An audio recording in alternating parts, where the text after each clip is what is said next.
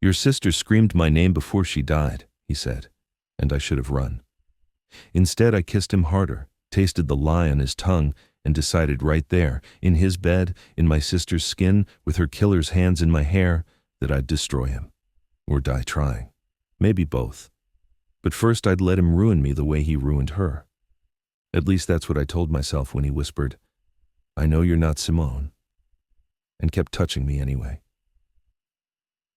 Before we go any further, comment where in the world you are watching from, and make sure to subscribe because tomorrow's story is one you don't want to miss. Thank you for choosing to spend your time here with me instead of scrolling through everything else the internet has to offer today. I hope your day has been kind to you, and if it hasn't, maybe this story will make it better. Hit that subscribe button and stay tuned because I've got daily romance stories that'll keep your heart racing and your thoughts wandering long after the video ends. The dress wasn't mine. The perfume wasn't mine. The name the doorman called when I walked into the Obsidian Tower wasn't mine either. Good evening, Miss Blake. Mr. Moretti is expecting you. Simone Blake, my identical twin sister. The woman who'd sent me a voice message 3 weeks ago that I'd listened to so many times I could recite it in my sleep. Maya, if you don't hear from me in 72 hours, don't call the police. They can't help. Come to the city. Find Dante Moretti. Tell him... The message cut off. Static. Then nothing. That was 21 days ago. I was a high school English teacher from a town so small we didn't have a stoplight. I taught kids about Shakespeare and symbolism. I coached the debate team. I had a cat named Bronte and a mortgage I could barely afford. I didn't know anything about my sister's world except what I'd pieced together from old text messages and the designer clothes she'd left in my guest room 2 Christmases ago. High-end escort. That's what the woman at the agency called it when I'd finally gotten through. Simone hasn't checked in. That's not like her. Are you family? I'm her sister. A pause. Identical? Yes. Another pause, longer this time. Can you come to the city? Now I stood in the private elevator to the penthouse, watching my reflection in the mirrored walls. Simone stared back. Same deep brown skin, same full lips, same dark eyes. But where hers held confidence and secrets, mine held terror barely masked by the makeup I'd applied with shaking hands. The red dress clung to curves I usually hid under cardigans.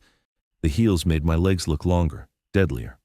I'd studied her photos for hours, memorized the way she held her shoulders back, chin high, like she owned every room she entered.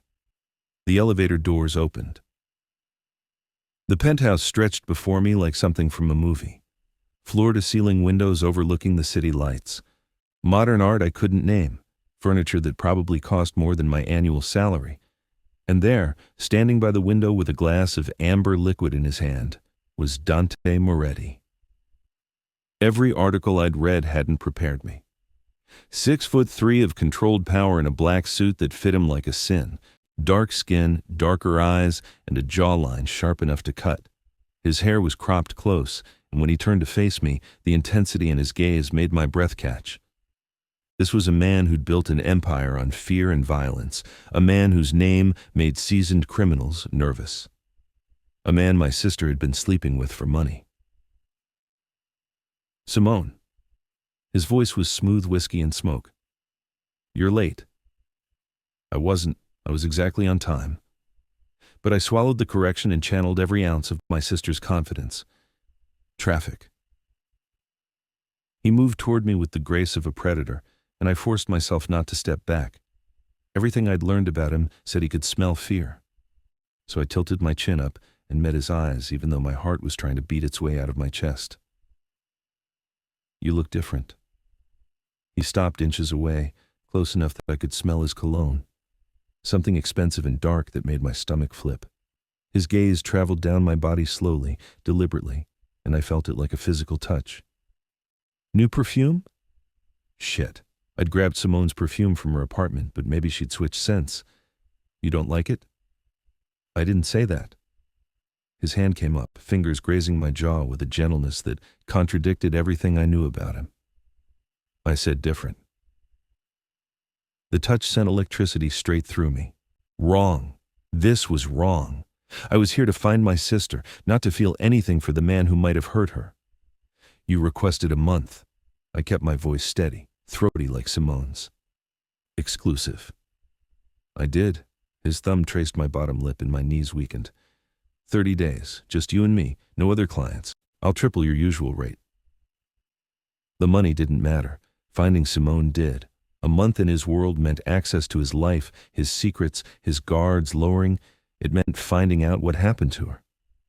It also meant this: his hands on me, his mouth, his bed. Deal, I whispered. Something flickered in his eyes, surprise maybe, or satisfaction. Just like that? No negotiation? Simone would have negotiated, damn it. You're Dante Moretti. You don't negotiate. You make offers people can't refuse. A slow smile curved his lips, and it was beautiful and terrifying. Smart girl. He stepped back and moved to the bar, pouring another glass. Drink? Whiskey. Neat. I had no idea what Simone drank, but it seemed like a safe bet. He poured and brought it to me, his fingers brushing mine as I took the glass. The whiskey burned going down, but I didn't cough. Small victories. So tell me, Simone. He watched me over the rim of his glass, and there was something calculating in that gaze, something that made my skin prickle with warning. What have you been doing these past 3 weeks?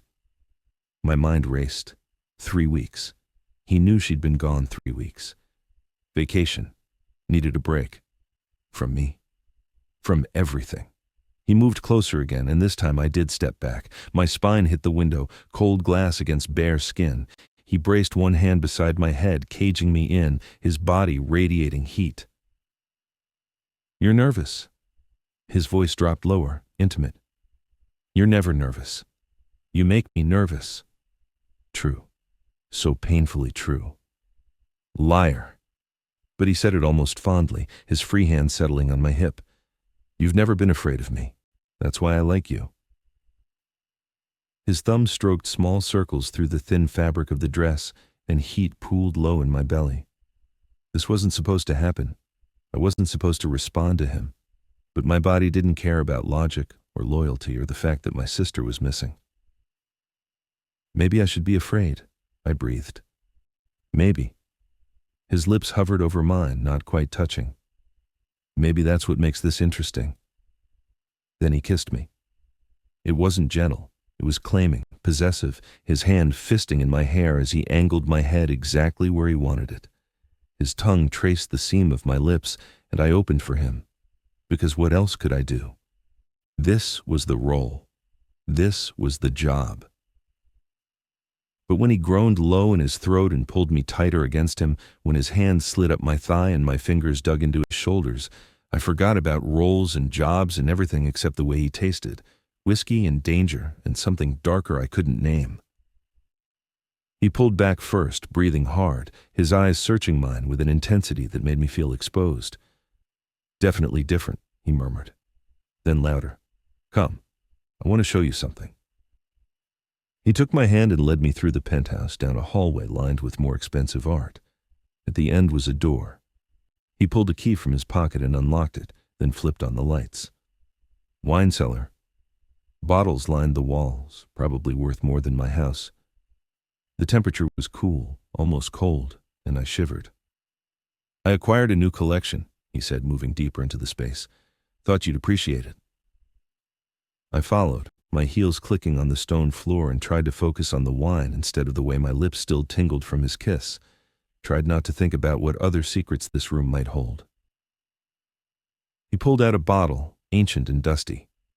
1945 Romani Conti. There are only 600 bottles in existence. It's beautiful. My voice sounded strange, hollow.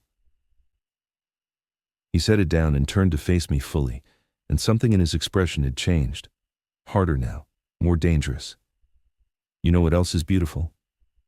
He walked toward me slowly, deliberately. Watching you pretend. My blood turned to ice.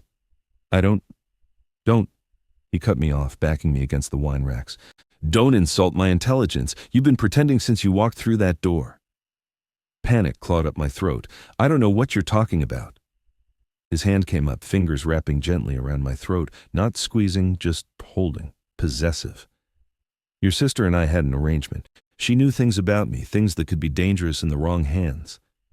I'm not. Yes, you are. His thumb stroked my racing pulse. You're Maya, the school teacher, the good twin. The world tilted.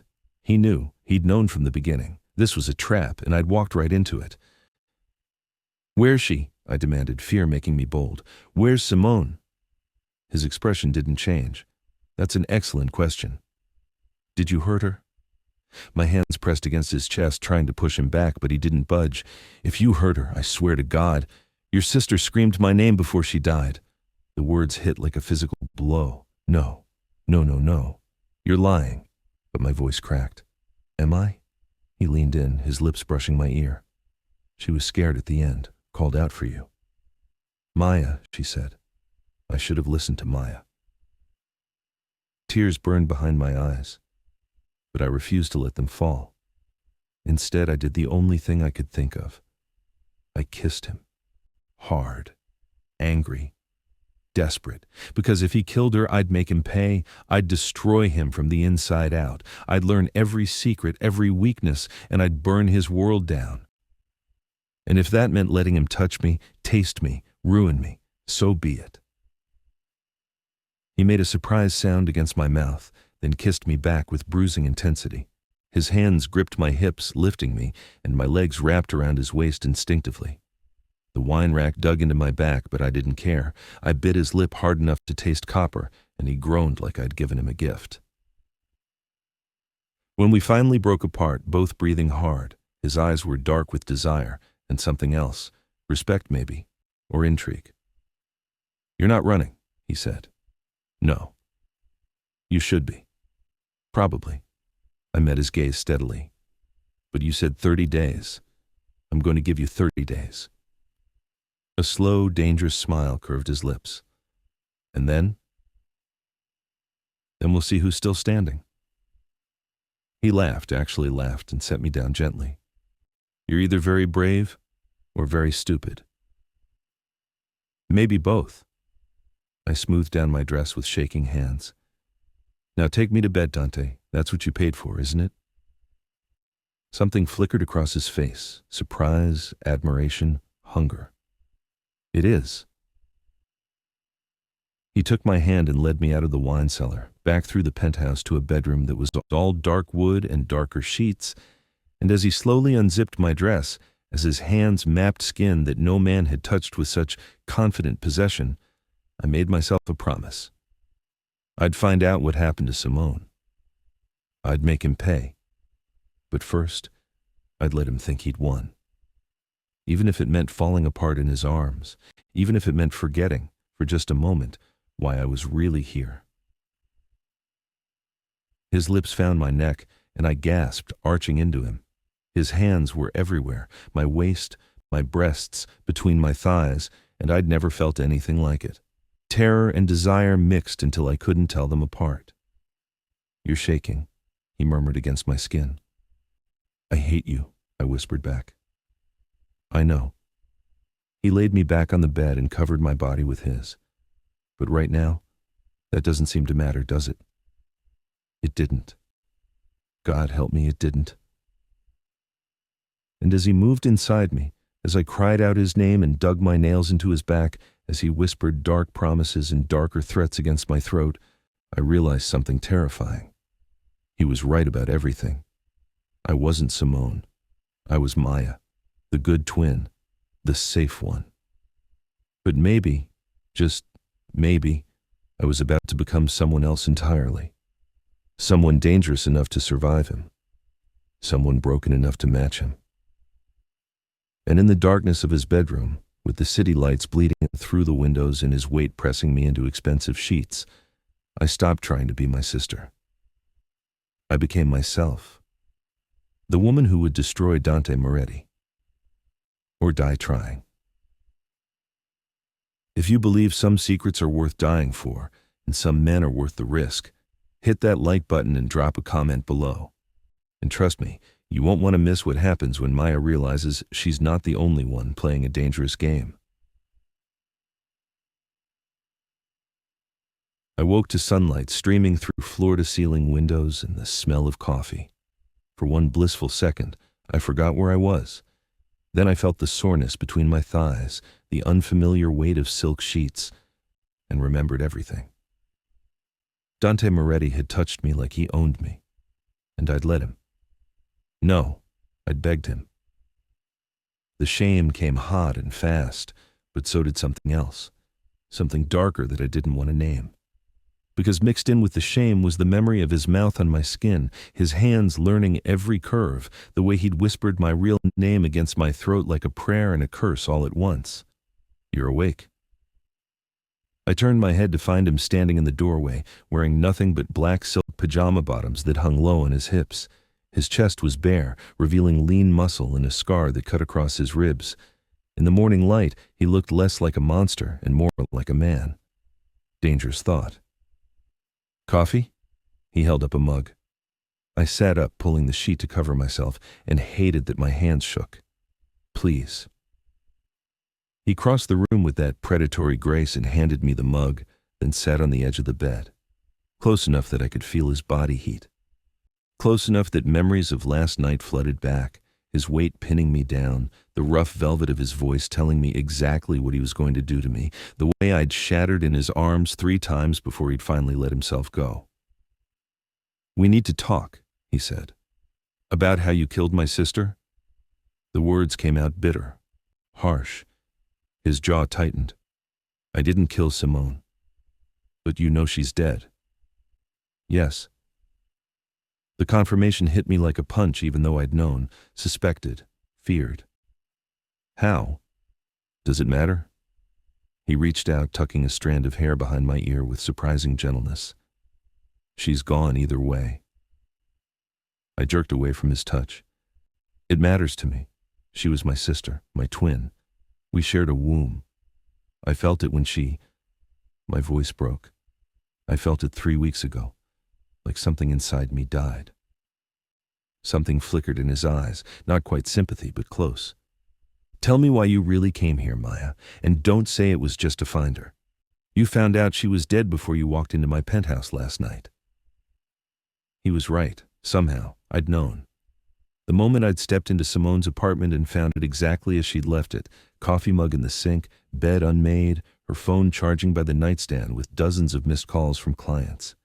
No one disappeared that cleanly unless they were taken. Unless they were gone. I came to find out who killed her. I met his gaze steadily. And I came to make them pay. A slow smile curved his lips, and it was approving, proud even. There she is, the real Maya. You don't know me. Don't I? He leaned in, his hand cupping my jaw. You're a fighter, a survivor. You walked into the lion's den wearing your dead sister's face because you knew it was the only way to get close enough to the truth. That takes guts. Or stupidity. I haven't decided which yet. Maybe both, I threw his words from last night back at him. He laughed, low and rough. Definitely both. Then his expression sobered. But if you're going to survive the next 30 days, you need to understand something. This world, my world, it doesn't play by the rules you're used to. People die here, Maya, often, brutally, and usually because they ask too many questions. Is that a threat? It's a warning. His thumb stroked my cheekbone. There are people in my organization who would kill you just for being Simone's sister. There are others who would kill you for sleeping in my bed. And there's one person in particular who would kill you just for breathing the same air as me. The person who killed Simone? Yes. My heart raced. Then help me find them. Why would I do that? Because you didn't kill her, which means someone in your organization betrayed you, and men like you don't tolerate betrayal. His eyes darkened with something that might have been respect or might have been desire. Both terrified me. Smart and brave. Dangerous combination. So is this, I gestured between us, you knowing I'm not Simone but keeping me here anyway. What's your game, Dante? He was quiet for a long moment, his gaze searching my face like he was trying to decide how much truth to give me. Finally he said, Your sister had something of mine. Information. Encrypted files on a drive she kept hidden. When she disappeared, so did they. I thought maybe whoever killed her took them. But then you showed up, wearing her face, and I wondered, did she give them to you? No, I shook my head. I didn't even know she was in trouble until she left me that message. What message? I told him about the voicemail, the warning, Simone's voice tight with fear. He listened without interrupting, his expression unreadable. She was scared, I finished. I'd never heard her scared before. Simone didn't do scared. She should have been. He stood, pacing to the window. She was gathering evidence. Against me, I thought at first. But then I realized she was smarter than that. She was gathering evidence against someone else in my organization, someone close to me. Who? He turned back to face me. I have enemies, Maya, rivals who want my territory, politicians who want me in prison, cops who want me dead. But the most dangerous enemies are the ones inside your own house, the ones who smile at your table and sharpen their knives behind your back. You think someone in your inner circle killed her? I know they did. His voice was ice. I just don't know who yet. That's why I'm keeping you here. That's why I'm letting you play this dangerous game. Because whoever killed Simone thinks they got away with it. But now you're here, wearing her face, sleeping in my bed. And they're going to make a mistake. The realization hit me cold and hard. You're using me as bait. Yes. At least he was honest. And what happens when they bite? Then I kill them. He said it so casually, like he was talking about the weather. Slowly, painfully, and you get your revenge. And if they kill me first? He crossed back to the bed, leaning down until his face was inches from mine. Then I'll burn this entire city to the ground, finding out who gave the order. His lips brushed mine, feather-light. You're mine now, Maya. For the next 30 days, you belong to me, and I protect what's mine. The possessiveness should have terrified me. Instead, it sent heat pooling low in my belly. Wrong. This was so wrong. I don't belong to anyone. Keep telling yourself that. He kissed me harder this time, his hand feisting in my hair. But we both know you felt it last night. The way your body responds to mine, the way you came apart when I was inside you. I had. God, I had 3 times, until I was sobbing his name and begging for mercy he didn't give. That was just sex, I lied. Was it? His hand slid under the sheet, fingers trailing up my thigh. Then why are you wet right now just from me talking about it? I gasped as he touched me, confirming what we both knew. My body was a traitor. My body wanted him even when my mind knew better. Dante, say it. His fingers moved in slow, torturous circles.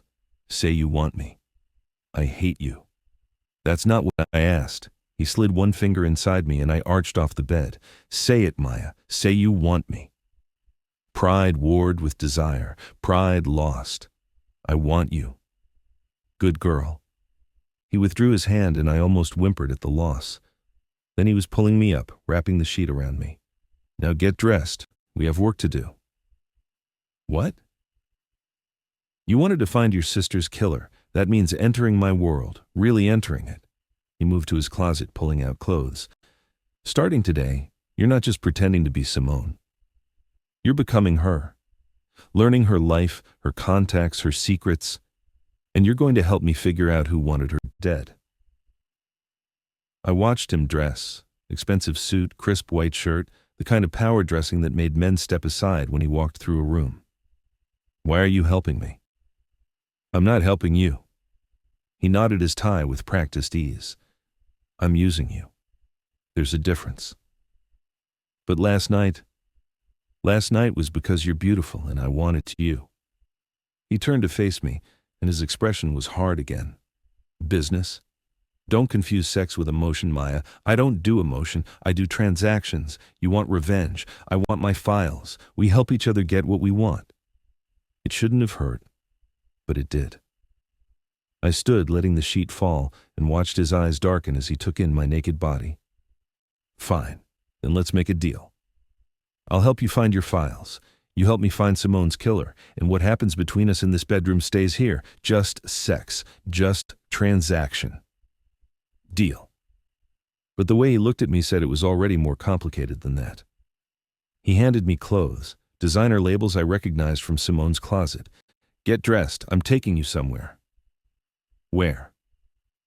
The place where your sister spent most of her time, the place where someone decided she knew too much. Your club. My empire. He smiled, and it was all teeth. Welcome to the underworld, Maya. Try not to die. 20 minutes later, we pulled up to a building that looked like any other high-rise from the outside. But the guards at the door, the security cameras, the way everyone stepped aside when Dante walked through, it all screamed power. Danger. Inside was a casino. No, calling it a casino was like calling the ocean a puddle. This was excess and vice wrapped in marble and gold. Beautiful people in beautiful clothes losing beautiful amounts of money. And threading through it all were women who looked like Simone, like me, high-end escorts entertaining high-end clients. This is the apex, Dante said, his hand resting possessively on my lower back. Everything I own, everything I've built runs through here. Money laundering, drug distribution, information brokering. If it's illegal and profitable, it happens in these walls. And Simone worked here.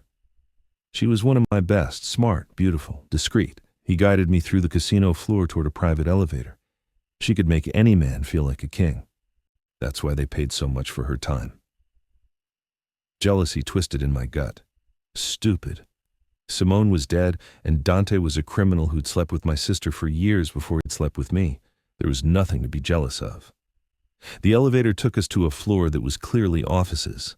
Dante's office, I realized when he unlocked the door. It was huge, leather and wood and windows overlooking the city. A desk that probably cost more than my car, and on the wall, security camera feeds from every corner of the apex. She's here somewhere, he said, pulling up footage on a computer. 3 weeks ago, the night she disappeared. I've watched this 100 times, but I keep missing something. He pulled me into his chair, positioning me in front of the screen, then stood behind me, his hands on my shoulders. Watch. The footage showed the casino floor. I spotted Simone immediately. She wore a gold dress that sparkled under the lights, her hair perfectly styled, her smile dazzling as she laughed with a man I didn't recognize. Who's that? I asked. Marcus Chen, businessman. Clean, as far as we can tell. He was one of her regulars. I watched Simone excuse herself from Marcus and head toward the bar. A woman approached her, tall, striking, with skin as dark as ours and eyes that glittered with something cold. Who's that? I asked. Dante's hands tightened on my shoulders. Vanessa. The way he said the name, with history and something darker, made my stomach drop. Who is she? Someone I used to know. His voice was carefully neutral. She works here now. Manager. She's been with me for 10 years. She was more than that. It wasn't a question. Once, a long time ago. He fast-forwarded the footage. Watch what happens next. Simone and Vanessa talked for maybe 2 minutes. It looked casual, friendly even. Then Simone's expression changed, shock, maybe fear, and she pulled out her phone. Vanessa touched her arm, said something that made Simone nod. Then they both headed toward the exit together. That's the last time anyone saw her alive, Dante said quietly. She left with Vanessa. Her phone pinged at 3 different locations that night before the signal died. None of them were anywhere near where she lived. Where were they? One was a warehouse we use for storage. One was the docks, and one, he paused, one was here, in this building, basement level. The wine cellar. My blood turned to ice. She came back here. Looks like it. With Vanessa. Yes. I turned in the chair to look up at him. Your ex-girlfriend killed my sister. His jaw was tight. I don't know that for certain. But you suspect it. I suspect everyone, Maya. That's how I've stayed alive this long. Then why is she still working here? Why haven't you? I stopped. Stupid question. You're waiting for proof. I'm waiting for her to make a mistake. He pulled me to my feet, his hands framing my face. And now that you're here, wearing Simone's face, being seen with me, sleeping in my bed, she's going to. Jealousy makes people careless. She was jealous of Simone. She's jealous of anyone who gets close to me. His thumb traced my bottom lip. She thought we'd find our way back to each other eventually. That I'd realize she was the only woman who really understood this life. Were you ever going to? No. He kissed me, slow and deep. Vanessa is good at her job. She's loyal. She's ruthless. But she's not... He stopped himself. Not what? Nothing. It doesn't matter. He stepped back, all business again. What matters is that she's going to come after you. And when she does, you need to be ready. Ready how? He moved to his desk and pulled out a gun. Small, deadly, easy to conceal. Have you ever shot anyone? I'm a teacher. That's not an answer. No, I've never shot anyone. He walked back to me, pressing the gun into my hand. Then it's time you learned. The weight of it felt foreign and terrifying. Dante, no arguments. His hands covered mine, positioning my grip. The woman who killed your sister is somewhere in this building right now, and the moment she realizes you're not Simone, she's going to try to finish what she started. So you're going to learn to protect yourself. And if I can't? His eyes were dark, serious. Then I will, but I'd rather you know how to save yourself. He spent the next hour teaching me to shoot in a private range in the basement. His body pressed against mine, guiding my aim, his breath warm against my ear as he murmured instructions. It should have been about safety, about survival. But every touch felt like seduction. Every whispered word felt like foreplay. And when I finally hit the target dead center, when he spun me around and kissed me hard with pride and desire blazing in his eyes, I knew I was in trouble. Because this wasn't just about revenge anymore. This wasn't just about finding Simone's killer. This was about the way Dante made me feel alive, dangerous, desired, like I was someone more than a small-town teacher with a mortgage and a cat. You're a natural, he murmured against my lips. At shooting or at wanting you? Both. His hand slid under my shirt, finding bare skin. God, Maya, what are you doing to me? The same thing you're doing to me. I kissed him harder, desperate now, making me forget why this is a bad idea. We made it as far as the desk in his office before he had my pants around my ankles and his mouth between my thighs. I came apart on his tongue, biting my fist to keep from screaming, while security cameras recorded empty hallways and the casino floor buzzed with people who had no idea what was happening one floor above. Afterward, he held me while my breathing steadied, his hand stroking my hair with unexpected tenderness. This is dangerous, I whispered against his chest. I know. We shouldn't. I know that too. He tilted my chin up, forcing me to meet his eyes. But I'm going to anyway. And so are you. He was right. God help me, he was right. Because somewhere between the lies and the danger and the mission to avenge my sister, I'd started falling for the man who might have helped kill her. And that was the most dangerous thing of all. I met Vanessa 3 days later and she was everything I feared she'd be. Beautiful, confident, and looking at me like she wanted to bury a knife between my ribs. So you're back. Her voice was smooth honey with razor blades underneath. She stood in the doorway of Dante's office wearing a burgundy dress that hugged every curve, her dark hair pulled back in a severe bun that somehow made her more striking. I thought you'd finally gotten smart and left. I channeled every ounce of Simone's confidence, leaning back in Dante's chair like I owned it. Like I owned him. Missed me? Her smile was pure poison. Like a migraine. Dante looked up from the paperwork he was reviewing, his expression neutral. Vanessa, what do you need? The Shanghai shipment cleared customs. Chen wants to meet tonight to finalize the deal. Her eyes never left me. Unless you're too busy playing house to handle business. I'm never too busy for business. He stood, buttoning his suit jacket. Set it up for 8, private room upstairs. Of course. She finally looked at him, and something raw flashed across her face before she locked it down. Will she be joining us? She has a name, I said. I know your name, Simone. The way she said it, with just a hint of emphasis, made my skin prickle. I'm just surprised Dante lets his pets attend business meetings now. I was on my feet before I could think better of it. Call me a pet again. Or what? She stepped into the office, and we were suddenly face to face, same height and heels, same build. But where I was all barely controlled fear and anger, she was ice-cold calculation. You'll what exactly? You think because you're warming his bed again you matter? You're disposable, sweetheart, just like every other woman who spread her legs for him. That's enough. Dante's voice cut through the tension like a blade. Vanessa, get out. But now. She left, but not before shooting me a look that promised violence. The moment the door closed, I sagged against the desk. She knows, I whispered. She knows I'm not Simone. Maybe. Dante moved behind me, his hands settling on my shoulders. Or maybe she just hates you on principle. Vanessa doesn't share well. You need to fire her. Get her out of here before... Before what? Before she makes another move? He turned me around, forcing me to meet his eyes.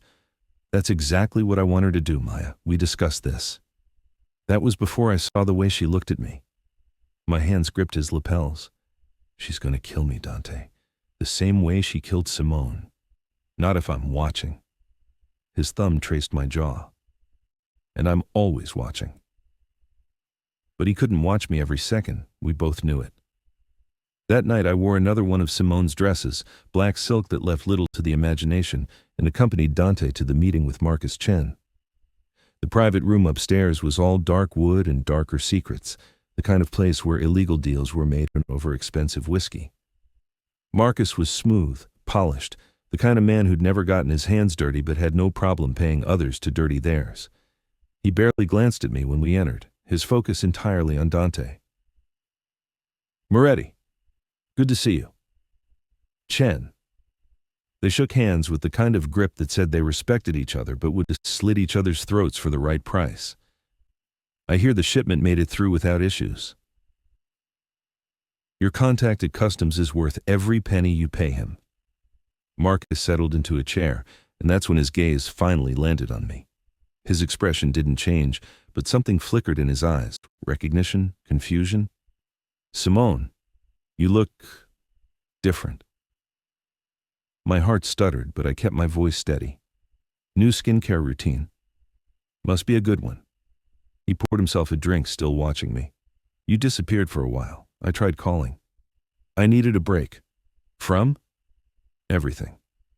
Dante's hand settled possessively on my lower back. She's exclusive now. No more client calls. Marcus's eyebrows rose. Exclusive? That's not like you, Moretti. You don't usually mix business with... He gestured vaguely at me. Whatever this is. Things change. Dante's voice held an edge. Are we here to discuss my personal life or the 50 kilos of heroin currently sitting in your warehouse? They talked business while I sat silently, playing the role of expensive arm candy. But I watched everything. The way Marcus's eyes kept drifting to me with that puzzled expression. The way Vanessa stood in the corner, supposedly taking notes, but really studying me like a predator studies prey. The way Dante's hand never left my body, my back, my thigh, my neck, claiming me in front of everyone. It was a performance, a dangerous, deadly performance where one wrong word could get me killed. I heard about your sister, Marcus said suddenly, his gaze locking with mine. My condolences. The room went silent. I felt Dante tense beside me. Sister? I managed to keep my voice neutral, but my pulse was racing. Your twin, Maya, wasn't it? Marcus swirled his whiskey. I saw the obituary, small-town funeral, very tragic. Obituary. The word hit me like a slap. Someone had put out an obituary for me, declared me dead while I was sitting right here, breathing, bleeding, very much alive. You're mistaken, Dante said coldly. Simone doesn't have a sister. My apologies. Marcus held up his hands. Must have confused her with someone else. but the look in his eyes said he knew. Somehow, he knew. The meeting ended shortly after, but the damage was done. The moment we were alone in Dante's office, I grabbed my phone and searched for my name. There it was, published in my hometown paper 2 weeks ago. Maya Blake, beloved teacher and sister, died unexpectedly while traveling. Memorial service to be held at... Someone's trying to erase you, Dante said quietly, reading over my shoulder. But I'm not dead. No, but they needed people to think you were. Why? Because they knew I'd come looking for Simone. The pieces clicked together in my mind. Whoever killed her knew about me. Knew we were twins. They put out the obituary so that if anyone came asking questions, they'd think we were both dead. Which means someone's been watching you. His jaw was tight. Someone knew you existed before you ever walked into my penthouse. The implications made me sick. How long? I don't know. He pulled me against him, his arms wrapping around me in a rare show of comfort. But we're going to find out. Marcus knows I'm not Simone. Yes. Is he going to tell anyone? Depends on what he wants. Dante's hand stroked my hair absently. Marcus Chen doesn't do anything without a reason. If he's keeping quiet, it's because he's waiting to use that information as leverage. Against you? Against whoever benefits from keeping you dead. I pulled back to look at him. You think Vanessa is working with someone? I think Vanessa is smart enough not to move against me alone. He cupped my face in his hands. She needs backing, money, protection. Someone bigger than her who wants me out of the way. One of your rivals? Maybe. Or maybe someone in my own organization. His thumb traced my cheekbone. Either way, you need to be more careful. No going anywhere without me or my security. No taking chances. I can handle myself. I touched the gun tucked into the holster under my dress. His gun, the one he taught me to shoot with. You made sure of that. Knowing how to shoot and being willing to pull the trigger are two different things. His eyes searched mine. When the moment comes, Maya, are you going to be able to do it? Are you going to be able to kill? The question hung between us. I thought about Simone. About the sister I'd shared everything with, a womb, a childhood, secrets whispered in the dark, about how someone had taken her from me and buried her in a wine cellar like if she was garbage. Yes, I said, and meant it. Something dangerous and approving flickered in his eyes. Good girl. He kissed me then, hard and possessive, and I kissed him back with equal ferocity. Because this was who we were now, two people bound by violence and lies and a desire that should have destroyed us but somehow made us stronger. His hands were in my hair, on my body, everywhere at once. I tugged at his belt, desperate for the connection, the feeling of being alive when so much death surrounded us. He lifted me onto the desk, papers scattering, and I wrapped my legs around him as he buried himself inside me with one hard thrust. We didn't make love. We claimed each other, marked each other. Every touch was a promise and a threat. I'm yours. You're mine. Try to leave and see what happens. Say my name, he demanded, his hand wrapped around my throat, just enough pressure to remind me who had the power here. Dante, I gasped. Not Simone's client, not some John paying for your time. He thrust harder, deeper. Say who I am to you. Everything. The truth escaped before I could stop it. You're everything. He groaned and captured my mouth, the kiss brutal and tender all at once.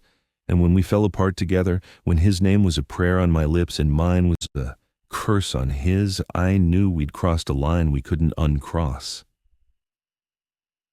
This wasn't just about revenge anymore. This wasn't just about finding Simone's killer.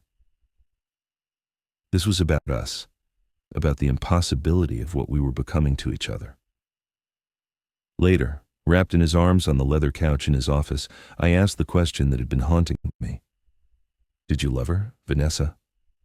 He was quiet for a long time. I thought I did, when we were younger, before all this. He gestured vaguely at the office, the empire. We were just two kids from nothing, trying to survive. She understood that, understood the hunger, the need to be more than what we were born into. What happened? She wanted power more than she wanted me. And I realized I couldn't trust someone who would sacrifice anything, anyone, for more. His fingers traced patterns on my bare shoulder. Love requires trust, Maya. And trust is the one luxury I can't afford in this life. But you trust me. Do I? He tilted my chin up, his eyes searching mine. You came here wearing your dead sister's face. You've been lying to everyone in my organization for days. You're hunting a killer with nothing but rage and a gun you barely know how to use. His lips brushed mine. Why the hell would I trust you? Because I'm the only one who tells you the truth. I met his gaze steadily. Even when it hurts, even when I shouldn't. I don't want your empire, Dante. I don't want your money or your power. I just want... What? His voice was rough. What do you want, Maya? You. The admission felt like jumping off a cliff. Just you. He kissed me like I'd given him something precious and terrifying. You can't have me. I'm not built for this, for soft feelings and happy endings. I'm not asking for happy. I pulled him closer. I'm just asking for real. Real is dangerous. So is fake. I bit his lip gently. At least with real, we know where we stand. He made a sound that was half laugh, half groan. You're going to destroy me. Probably. I smiled against his mouth. But you're going to let me. We fell asleep like that, tangled together, and for a few hours I let myself pretend we were just two people falling in love instead of two people playing a deadly game where the stakes were life and death. I woke to my phone buzzing, a text from an unknown number. I know what you're looking for. Meet me in the wine cellar, midnight. Come alone or your sister's secrets die with me. My blood turned to ice. I checked the time. 11:47 p.m. 13 minutes. Dante was still asleep, his face softer in rest, vulnerable in a way he never allowed when awake. I could wake him, should wake him, but the text said, come alone, and some instinct told me this was my one chance to find the truth. I slipped out of his arms carefully, pulled on my dress and grabbed the gun. The wine cellar was 3 floors down. I could be there and back before he woke up. I could handle this. I was wrong on both counts. The wine cellar was dark when I entered, the temperature dropping as I descended the stairs. My heels clicked on stone, too loud in the silence. I kept one hand on the gun, safety off, finger resting near the trigger like Dante had taught me. Hello? My voice echoed off the bottles. Movement in the shadows. Then a light flickered on, revealing Vanessa standing next to a wine rack. But she wasn't alone. Marcus Chen stood beside her, holding a tablet, and behind them, zip-tied to a chair with duct tape over her mouth, was a woman who looked exactly like me. Simone, my sister, alive, beaten and terrified, but alive. Surprise, Vanessa said with a smile that made my blood run cold. Did you really think we'd kill her? She's worth so much more alive. The gun felt heavy in my hand. Let her go. See, that's the problem with you bleeding hearts. Vanessa circled me like a shark. You think everything is about love and loyalty and family. But this, she gestured between them. This is about money. Your sister found out about our side business, the one Dante doesn't know about, the one that's been siphoning millions from his operations for years. And you couldn't just let her leave? My voice shook with rage. She tried to blackmail us, Marcus said calmly, holding up the tablet. Said she'd tell Dante everything unless we paid her. Unfortunate decision on her part. So you faked her death. You faked mine. I kept the gun trained on Vanessa. And you've been bleeding Dante's empire dry while he trusted you. He's been distracted. Vanessa's smile was cruel. First by your sister, now by you. Men are so predictable. Show them a pretty face and a tight body, and they forget to watch their own house. Does he know you're stealing from him? He suspects, but he doesn't have proof. She pulled out her own gun, and suddenly we were in a standoff. That's what your sister was, our insurance policy. If Dante ever came after us, we'd have leverage, someone he'd want back. Dante doesn't know Simone is alive. No, but you do. And now you're going to help us keep it that way. Why would I do that? Because if you don't, Vanessa pressed the gun to Simone's head, and my sister's eyes went wide with terror. I'll blow her brains out right here, and then I'll tell Dante you've been working with us all along, that you came here to set him up, that everything between you was a lie. He won't believe you. Won't he? She laughed.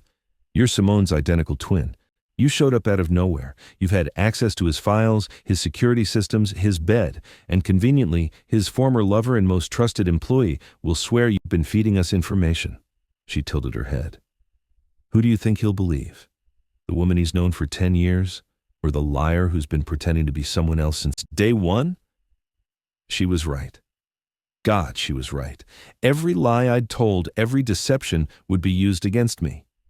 Dante would see betrayal everywhere he looked, and I'd lose him before I ever really had him. What do you want? I asked. Walk away, tonight, disappear. We'll keep your sister alive, comfortable even. You get to live. Everyone wins. Except Dante. Dante built his empire on blood and betrayal. He'll survive losing you. Vanessa's finger tightened on the trigger. Your sister won't survive you saying no. I looked at Simone. Really looked at her. She was thinner than I remembered, bruised, terrified. But her eyes were begging me to save her, to choose her over everything else, the way we'd always chosen each other. Okay, I said. Okay. I'll leave. Just let her go. After you're gone, after we're sure you're not coming back. Vanessa lowered her gun slightly. Smart choice.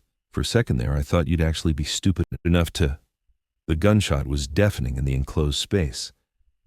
Vanessa stumbled back, a red flower blooming on her shoulder. She'd underestimated 3 things: my aim, my resolve, and how much rage a person can carry. I'd learned from the best, and Dante had taught me never to hesitate. Marcus dove for cover as I fired again, this shot taking out the light. Darkness swallowed us, and I moved on instinct, years of teaching in a small school where you learned every corner paying off now. I found Simone by touch, cutting through the zip ties with the knife I'd grabbed from Dante's desk. She ripped off the tape and gasped, "Behind you." I spun and fired blind. A grunt told me I'd hit something, someone. "Run," I told Simone. "Run and don't stop." We ran. Through the wine cellar, up the stairs, Simone limping beside me. Behind us, voices shouted, footsteps pounded, gunshots echoed. We burst through the door into the casino floor, and suddenly there were people everywhere, screaming, running, security converging. And there, in the middle of the chaos, was Dante. His eyes found mine across the crowd, and what I saw there made my heart stop. Not anger, not betrayal. Just cold, calculating assessment. Then he looked at Simone beside me, identical down to the bone structure, and something flickered across his face. He knew. In that moment, he knew everything. "Get them to my office," he ordered to security. "Now." We were hustled upstairs, Simone clutching my hand so tight I lost feeling in my fingers. The office door slammed shut behind us, and Dante stood there in his blood-spattered suit, because of course he'd been in a different kind of fight tonight, and looked between us. "Start talking," he said quietly, "and it better be the truth this time." So I told him everything. Vanessa and Marcus's betrayal, the theft, Simone being held hostage, the ultimatum, the shooting. He listened without interrupting, his face a mask. When I finished, he walked to his desk and pulled up security footage, the wine cellar, time-stamped tonight, showing everything I'd just described. "How long have you known she was alive?" His voice was ice. "I didn't. I swear to God, Dante, I thought she was dead until tonight." He looked at Simone. "And you? Care to explain why you've been stealing my money and trying to blackmail my employees?" Simone lifted her chin, that same stubborn pride I recognized from our childhood. "They approached me, said they'd pay me extra to look the other way while they moved product. I was stupid. I thought I could just..." Her voice broke. "I thought I could make enough money to get out, start over somewhere safe. Instead, you got yourself kidnapped and almost got your sister killed." He said it flatly, without emotion. "Brilliant." "Dante," I started. "No." He held up a hand. You don't get to defend her. She made her choices. You made yours. And now, I'm making mine. He pulled out his phone and made a call. Marcus Chen is a dead man. I want him found within the hour. Vanessa too, wounded or not. Bring them to the warehouse. He paused. Alive. I want them alive. He hung up and finally, looked at me. You should have woken me. I know. You should have trusted me. I know. You could have died. I know. My voice broke. But she's my sister, Dante. What would you have done?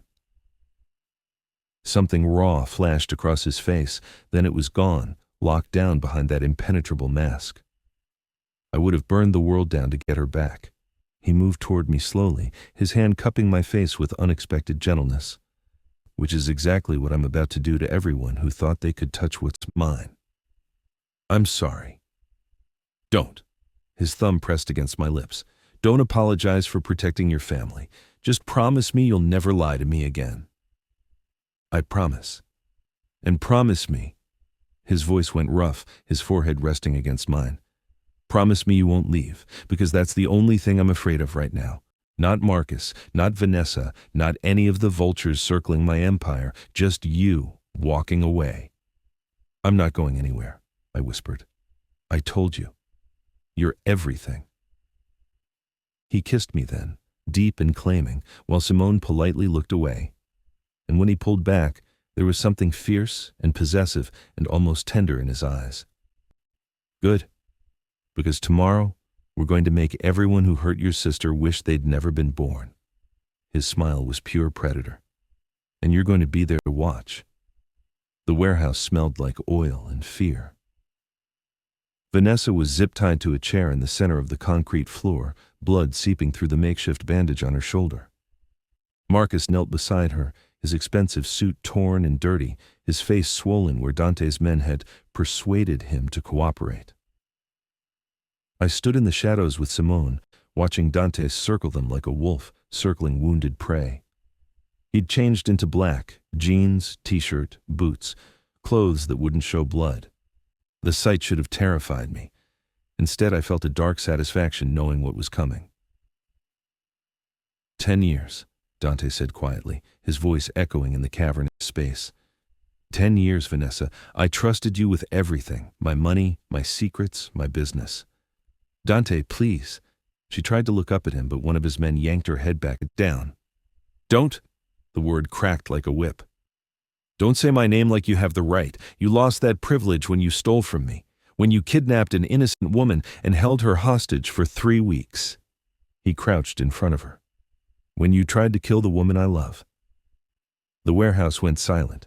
Even Vanessa looked shocked. The woman I love. My heart stopped, started again, raced. Dante didn't look at me, but I felt the words like a brand, a claim, a promise, and a threat all at once. You don't love her, Vanessa spat, blood on her teeth. You don't love anyone. That's what made you great. That's what made you untouchable. Wrong. He stood, pulling a gun from his waistband. That's what made me empty. There's a difference. He pressed the gun to her temple, and I watched her face go white with terror. Good. She deserved to feel what Simone had felt, what I'd felt every moment since walking into his world. How much did you steal? Dante asked calmly. 15 million over 3 years, Marcus answered when Vanessa stayed silent. We moved it through shell corporations. Clean. Untraceable. Nothing's untraceable if you know where to look. Dante nodded to one of his men who brought over a tablet. I've been tracking the discrepancies for months. Every shell company, every offshore account, every single dollar you thought you hid so well. He showed them the screen. It's all mine again. As of 20 minutes ago, my people drained every account. You're broke, both of you. Vanessa's face crumpled. You can't. I can. I did. He tucked the gun back into his waistband. The money was never the point. I have money. What I don't have is patience for traitors. He turned to his men. Take Marcus to the docks. Make it look like a rival gang hit. Send a message that anyone who steals from me ends up feeding the fish. No, please. Marcus struggled as they dragged him away, his screams echoing until a door slammed and cut them off. Then Dante looked at me. Really looked at me. Maya, come here. My legs moved before my brain could process the command. I walked across the warehouse floor, Simone's hand slipping from mine until I stood beside him. He pulled me close, his arm around my waist, and I felt the coiled violence in his body. "This is the woman who tried to take you from me," he said softly, his lips brushing my ear. "This is the woman who hurt your sister, terrorized her, made her think she'd die alone in a wine cellar." His hand came up, cupping my face, turning me to look at him instead of Vanessa. "Tell me what you want me to do to her." The choice settled on my shoulders like lead weight. I could feel Simone watching from the shadows, Vanessa's ragged breathing, the expectant silence of Dante's men. "I want the truth," I said. "I want to know why." Dante nodded and turned back to Vanessa. "You heard her. Talk." "You want to know why?" Vanessa laughed, bitter and broken. "Because you were supposed to be mine. We built this together, Dante, from nothing.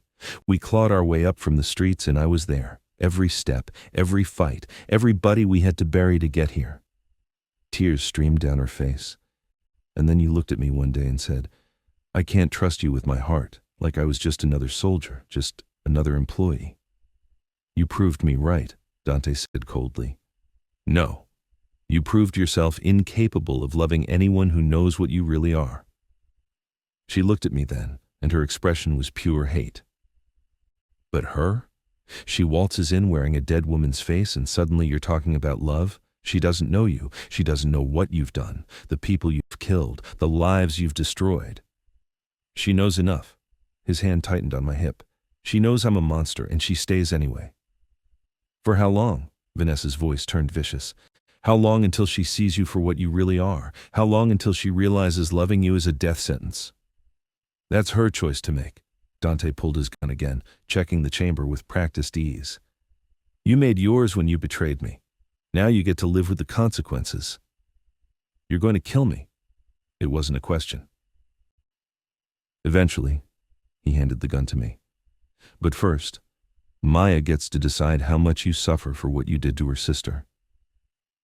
The gun was heavy in my hand, heavier than it had been in the wine cellar when adrenaline and terror had made everything sharp and clear. Now I had time to think, time to feel the weight of what he was asking. "I can't," I whispered. "Yes, you can." His hand covered mine on the gun, guiding my aim toward Vanessa's knee. "She would have killed you. She did hurt Simone.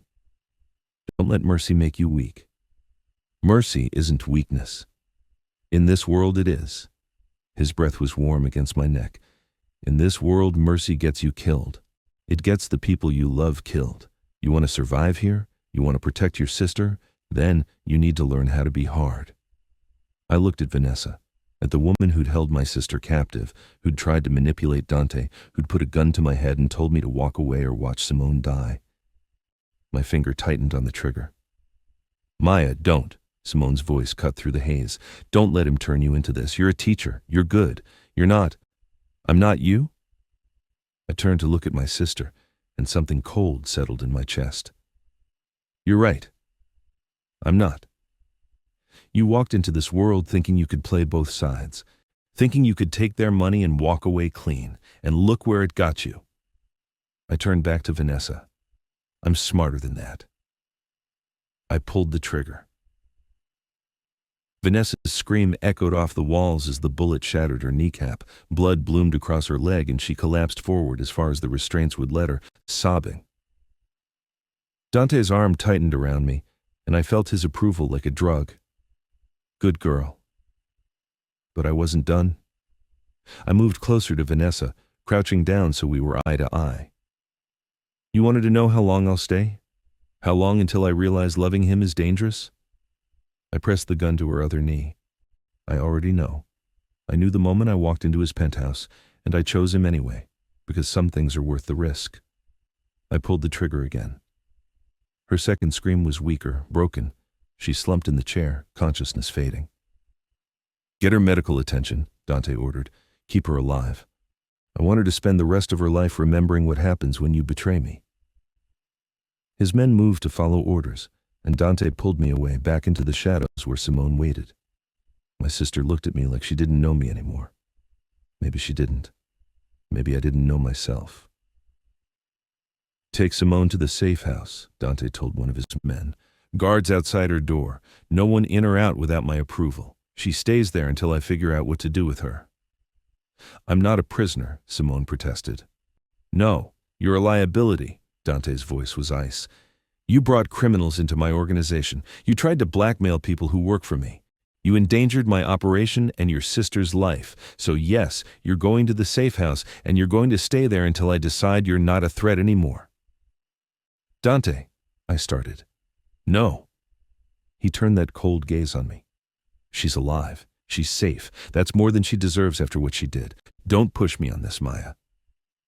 Simone was escorted out, shooting me looks that were equal parts fear and betrayal. But what did she expect? That I'd storm in here and fix everything with a hug and some sisterly advice? This wasn't our small town. This wasn't her classroom. This was Dante's world, and the rules were written in blood. When we were alone, Dante pulled me against him, and I felt him shaking. Not with fear or anger, but with something raw, relief maybe, or the aftermath of violence. You did well, he murmured against my hair. I shot someone, twice. You protected yourself. You sent a message. His hands framed my face, forcing me to meet his eyes. Do you regret it? I should have. I should have been horrified at what I'd become. The teacher who'd spent years preaching about empathy and understanding had just put 2 bullets in a woman without hesitation. But when I searched myself for regret, all I found was satisfaction. No, that's my girl. He kissed me, and it was different than before. Harder, more possessive, like shooting Vanessa had sealed something between us that couldn't be undone. You're in this now, all the way in. You understand that? Yes. There's no going back to your old life, no pretending you're still that small-town teacher who thinks the world runs on fairness and justice. His thumb traced my bottom lip. You're mine now. Mine to protect. Mine to corrupt. Mine to love. And what are you? I challenged. What are you to me? Everything you shouldn't want but can't seem to walk away from. He kissed me again, deeper this time. Your damnation, your salvation, your future, if you're brave enough to take it. I grabbed his shirt, pulling him closer. I'm brave enough. Prove it. It was a dare and a plea. Come home with me. Stay with me. Build this life with me, knowing exactly what it means, what I am, what you'll have to become to survive it. I'm already becoming it. I kissed him hard enough to bruise. You chose this. Every step of the way, you chose it. I just gave you permission to be who you really are underneath all that goodness. Maybe he was right. Maybe I'd always had this darkness in me, and it just took falling for a crime lord to bring it out. Or maybe loving someone dangerous made you dangerous too. Either way, I was done pretending. We left the warehouse as the sun was rising, painting the sky in shades of blood orange and gold. Dante's hand was laced with mine, and in his other hand was a tablet showing the security footage from the wine cellar, evidence of Vanessa and Marcus's betrayal, now backed up on a dozen servers. What happens now? I asked as we slid into the back of his car. Now? He pulled me onto his lap, his hand settling possessively on my hips. Now I clean house. Anyone who worked with Vanessa gets investigated. Anyone who knew about the theft and stayed silent gets demoted or disappeared. And you, his lips found my neck. You helped me rebuild from the inside out. Help you how? You're smart, educated. You see things other people miss. His hand slid under my shirt, finding bare skin. And you're ruthless enough now to do what needs to be done. I could use someone like that. Someone I trust. You want me to work for you? I want you to work with me. He nipped at my collarbone, and I gasped. Partners, in business and in bed, think you can handle that?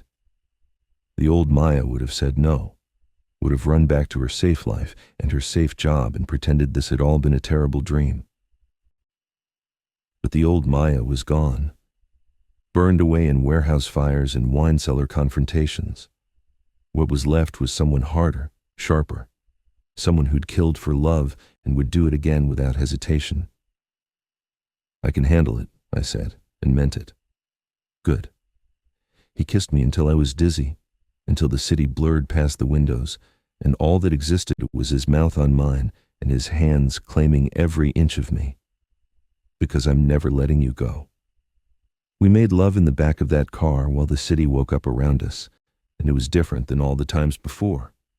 There was no pretense now, no lies, no roles to play, just two people who'd chosen each other despite all the reasons they shouldn't. When we finally made it back to his penthouse, Dante poured us both whiskey and led me to the windows overlooking the city. "This is what I'm offering you," he said, gesturing at the skyline. "Power, money, protection, a life where you never have to settle or compromise or pretend to be less than you are." He turned to face me. "But it comes with a price. Blood on your hands, enemies at every turn, the constant knowledge that someone might try to take it all away." "I know. Do you?" He set his glass down, his hand settling on my waist. "Because once you say yes, once you're really in this with me, there's no divorce, no walking away. If you betray me, I won't. If you try to leave, I won't," I said again more forcefully. "I'm not Vanessa. I'm not Simone. I don't want your empire, Dante. I just want you." Something raw and vulnerable crossed his face. "Why?" "Because you're the only person who's never asked me to be less than I am." I touched his face, feeling the tension in his jaw. "Because you saw the darkness in me and called it strength. Because when I killed someone tonight, you didn't tell me I was a monster. You told me I was magnificent. You were." His voice was rough with emotion. "You are. Then stop asking me if I'm sure. Stop waiting for me to run." I pulled him down until our foreheads touched. "I'm here. I'm yours. And I'm not going anywhere." He kissed me like I'd given him salvation instead of damnation. And maybe I had. Maybe we'd saved each other. Him from loneliness. Me from a life half lived.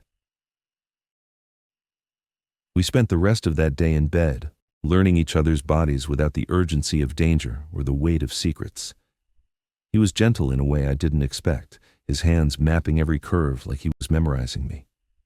And when he finally pushed inside me, when we moved together in perfect rhythm, it felt less like sex and more like a promise.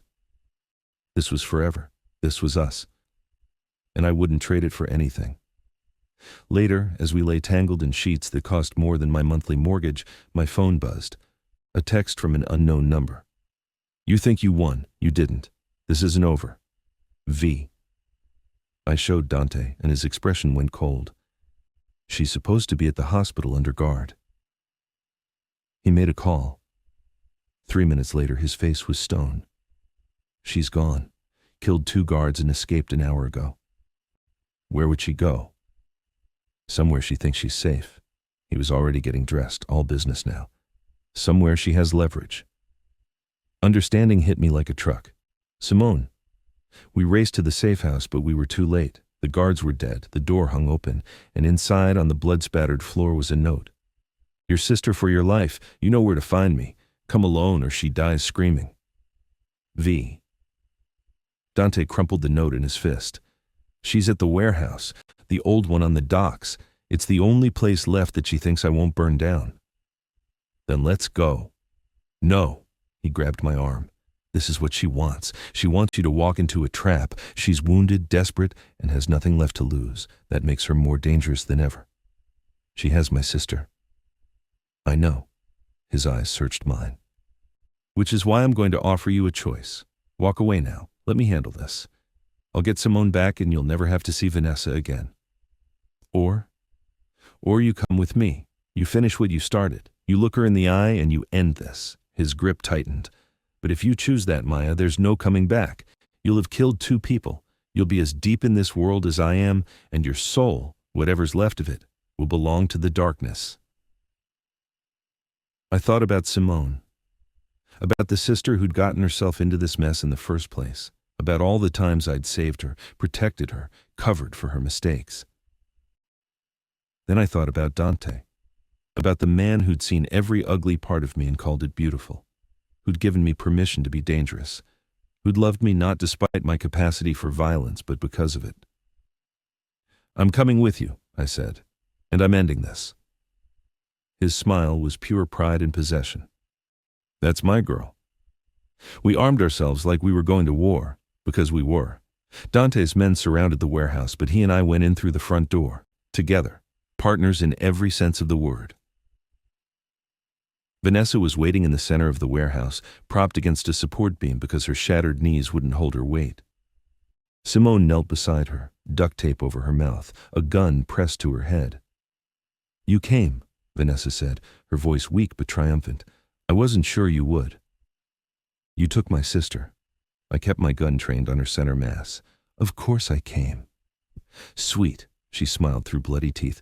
Stupid but sweet. Now put down your guns, both of you, or I'll paint the floor with her brains. Dante didn't move. You're going to die either way, Vanessa, whether you kill Simone or not. The only question is how much you suffer first. Then I guess I'll take her with me. Her finger tightened on the trigger. Wait. I dropped my gun, hands up. Wait. Let's make a deal. No deals, Dante growled. Yes, deals. I looked at Vanessa. You want revenge? You want to hurt him? Then take me instead. Let Simone go and I'll stay. I swallowed hard. I'll stay and you can do whatever you want to me. Maya, no, Dante started. It's the only way. I met his eyes, trying to convey everything I couldn't say out loud. Trust me. I have a plan. I love you.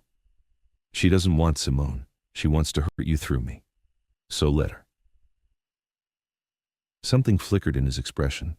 Understanding, maybe. Or maybe just acceptance that I'd already made my choice. Vanessa laughed, brittle and broken.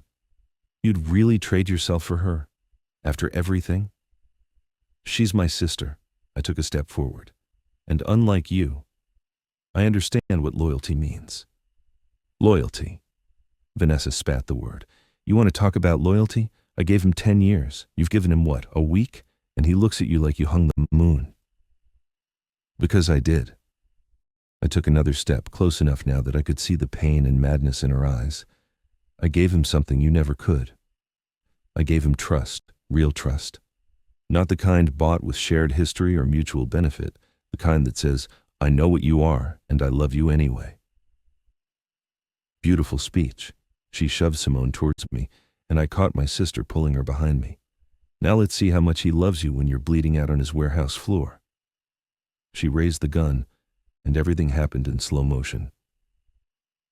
Dante's shot echoed first, center mass, just like he'd taught me. Vanessa's body jerked and her shot went wide, but she didn't go down. She turned the gun toward me, and even dying, her aim was steady. I didn't think, I just moved. I pulled my backup piece, the small gun Dante had given me on our second day together, and fired twice, once to the chest, once to the head. Vanessa dropped like a puppet with cut strings. Silence, heavy and absolute. Then Simone was sobbing in my arms, and Dante was pulling both of us close, and his men were securing the scene. It was over, finally, brutally over. Is she? I couldn't finish the question. Dead. Dante checked Vanessa's pulse anyway. Very dead. I should have felt something. Remorse, horror, guilt. Instead, I just felt tired and relieved and grateful that Simone was safe and Dante was alive and we'd all survived this nightmare. Take Simone to my private doctor, Dante ordered his men.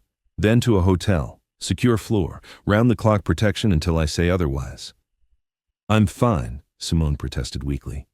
You're traumatized and injured, I squeezed her hand. Let him help. For once in your life, just let someone help you. She looked between us and something sad crossed her face. You really love him, don't you? Yes. Even knowing what he is, what you've become? Especially knowing.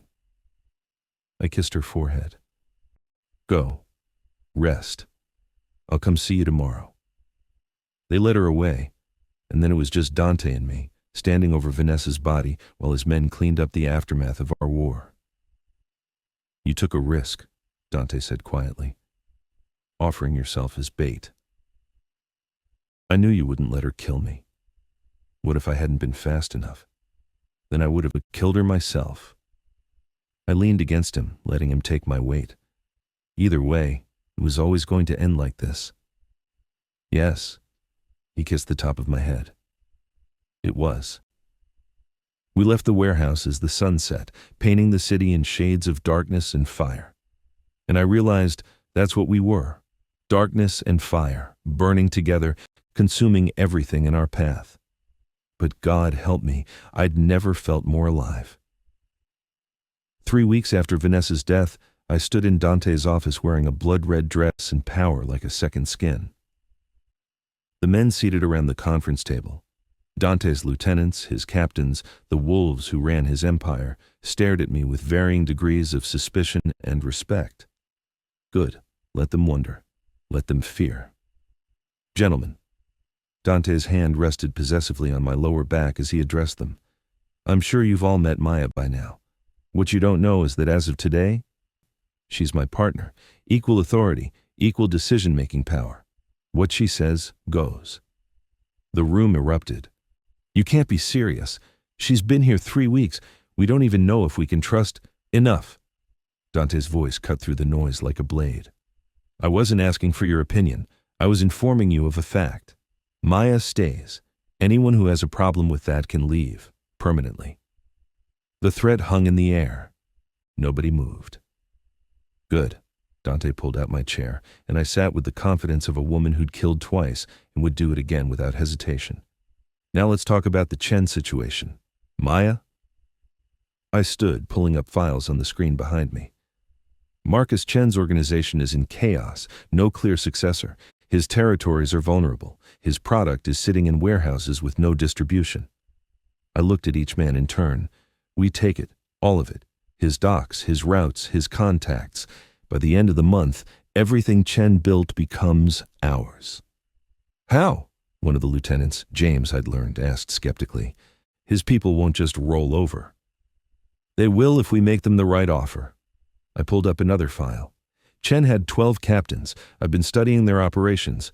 4 are loyal to his memory and will fight. The other 8, they're mercenaries. They follow money and power. We offer them both, plus protection from the 4 who'll come after them for betraying Chen's legacy. And those 4? I smiled, and it wasn't kind. We eliminate them, publicly, brutally. Send a message that joining us is survival, and resisting us is suicide. Dante's hand found mine under the table, squeezing once. Approval, pride, love wrapped in violence. She's right, he said. We hit them hard and fast. Leave no question who runs this city now. The meeting continued for another hour. Strategies discussed, territories divided, death warrants signed with casual efficiency. And through it all, I was there, contributing, deciding, commanding respect from men who'd killed more people than I'd ever met. When the room finally cleared, Dante pulled me into his lap, his mouth finding my neck. You were magnificent. I learned from the best. I threaded my fingers through his hair. Though I have to admit, I never thought I'd be planning territorial takeovers when I woke up this morning. Regret it? Not even a little. I kissed him, slow and deep. Is this what you felt like when you started building all this? This felt like survival. What I feel now? His hand slid up my thighs, pushing the dress higher. This feels like victory. We made love on his desk, papers scattering. The city lights our only witness. And when I shattered around him, when his name was a prayer on my lips and his hands held me like I was something precious and profane all at once, I understood what power really meant. It wasn't the money or the fear or the empire. It was this, being with someone who matched your darkness and called it light. Later that night, I visited Simone at the hotel. She looked better. The bruises had faded, and she'd gained back some of the weight she'd lost during captivity. But there was something haunted in her eyes that I recognized. Trauma. The kind that never fully healed. You look different, she said when I walked in. More, I don't know, dangerous? I am more dangerous. I sat across from her, crossing my legs. Vanessa taught me that survival in this world requires becoming someone you barely recognize. And you're okay with that? She searched my face. Being someone Dad would never recognize, someone I barely know anymore? The mention of our father, dead 5 years now from a heart attack, hit harder than I expected. He'd been a good man, a teacher like me. He'd believed in justice and fairness and the inherent goodness of people. He would have been horrified by what I'd become. Dad lived in a different world, I said quietly.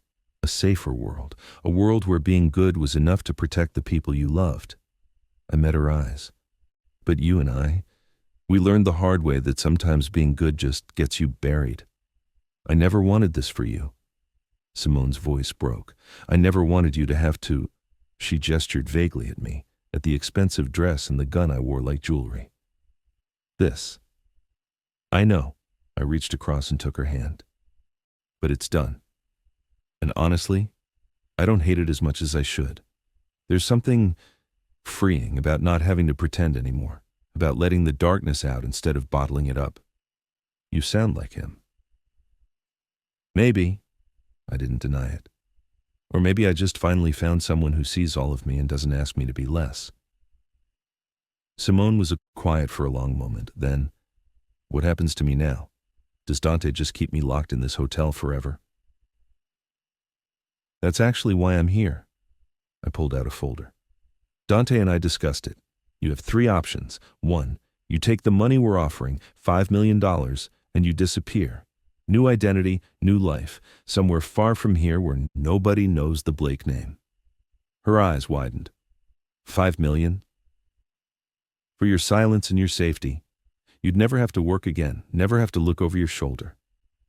I held up a second finger. Option 2, you work for us, use your skills, and let's be honest, you're good at reading people and manipulating situations to help run legitimate businesses that front our operations. Clean work, clean money, but you'd be part of the organization. And option 3? Option 3 is you go back to escorting, but not like before. I opened the folder showing her details. We're opening a legitimate agency. High-end, exclusive, completely legal.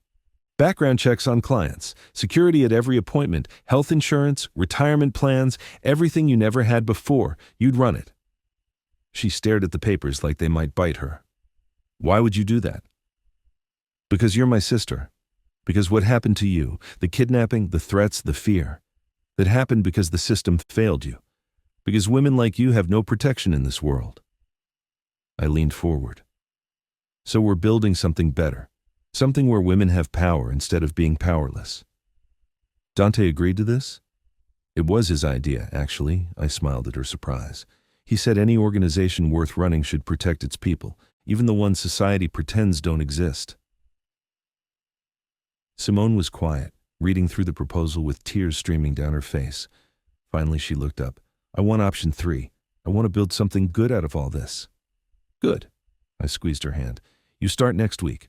Dante's already purchased a building, hired security, set up the infrastructure. You just need to make it yours. Maya. She stopped me as I stood to leave. Thank you for not giving up on me, for not leaving me behind when you found your new life. You're my sister. I kissed her forehead. I could never leave you behind, even when you drive me crazy. She laughed, and it was the first genuine sound of joy I'd heard from her in weeks. Progress, healing, hope. I left feeling lighter, like maybe we could both survive this. Maybe we could both find happiness in the darkness. Back at the penthouse, I found Dante on the phone, his voice cold and clipped. He hung up when he saw me, and his expression was troubled. What's wrong? I moved into his arms instinctively. Remember the 4 Chen captains we discussed eliminating? He stroked my hair absently.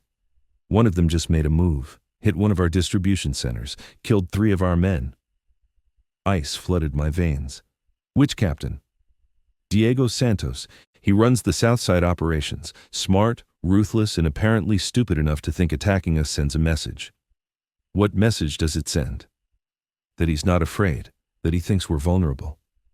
Dante's jaw tightened. He's wrong, and I'm going to make sure everyone knows it. Let me help. He pulled back to look at me. Maya. I'm your partner, remember? Equal authority, equal decision-making power. I threw his words back at him. That means I don't sit home safe while you handle the dangerous work. We do this together. Something conflicted crossed his face. I don't want you in danger. I'm already in danger. I'm with you, aren't I? I cupped his face in my hands. You can't protect me from this world, Dante. I'm part of it now. So either trust me to handle myself or admit that partnership speech was just for show. He swore under his breath, then kissed me hard. You're going to give me a heart attack, you know that? Probably, I smiled against his lips.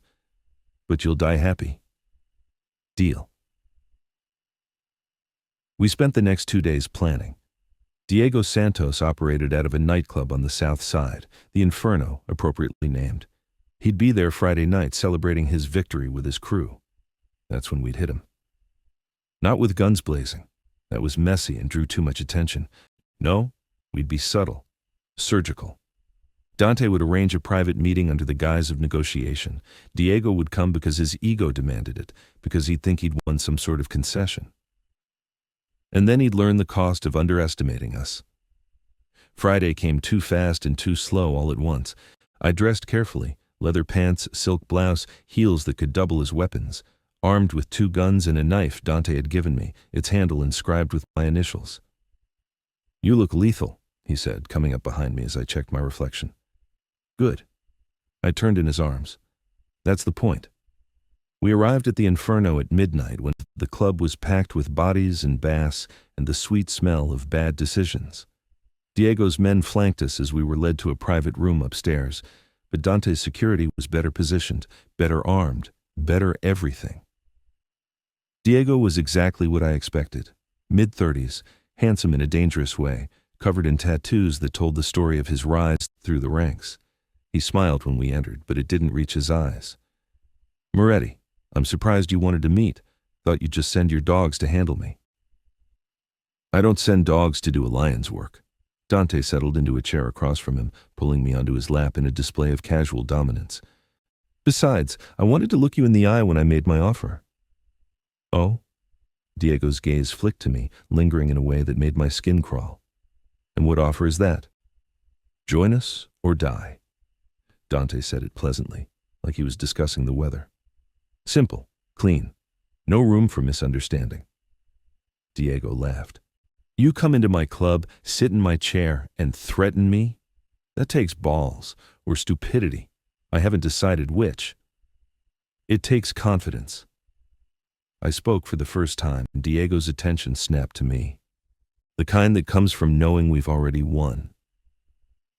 And who are you, sweetheart? His new toy? His partner. I smiled, and it was all teeth. The woman who's about to give you one chance to walk out of here alive. Cute. He leaned back, spreading his arms. But I don't take orders from... I had my gun out and pressed to his forehead before he could finish the sentence. The room exploded into motion, his men reaching for weapons, Dante's security moving faster. Suddenly we were in a standoff with a dozen guns pointed in every direction. Here's what's going to happen, I said calmly, my finger steady on the trigger. Your men are going to put down their weapons.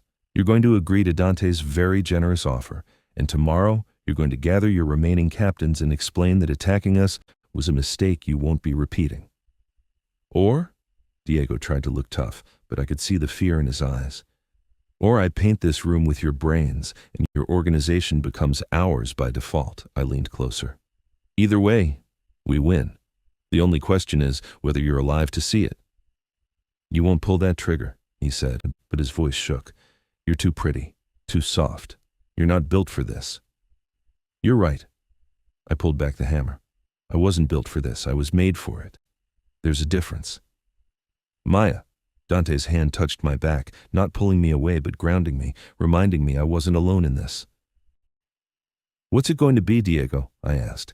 Are you smart enough to survive this conversation? The standoff lasted an eternity and a heartbeat.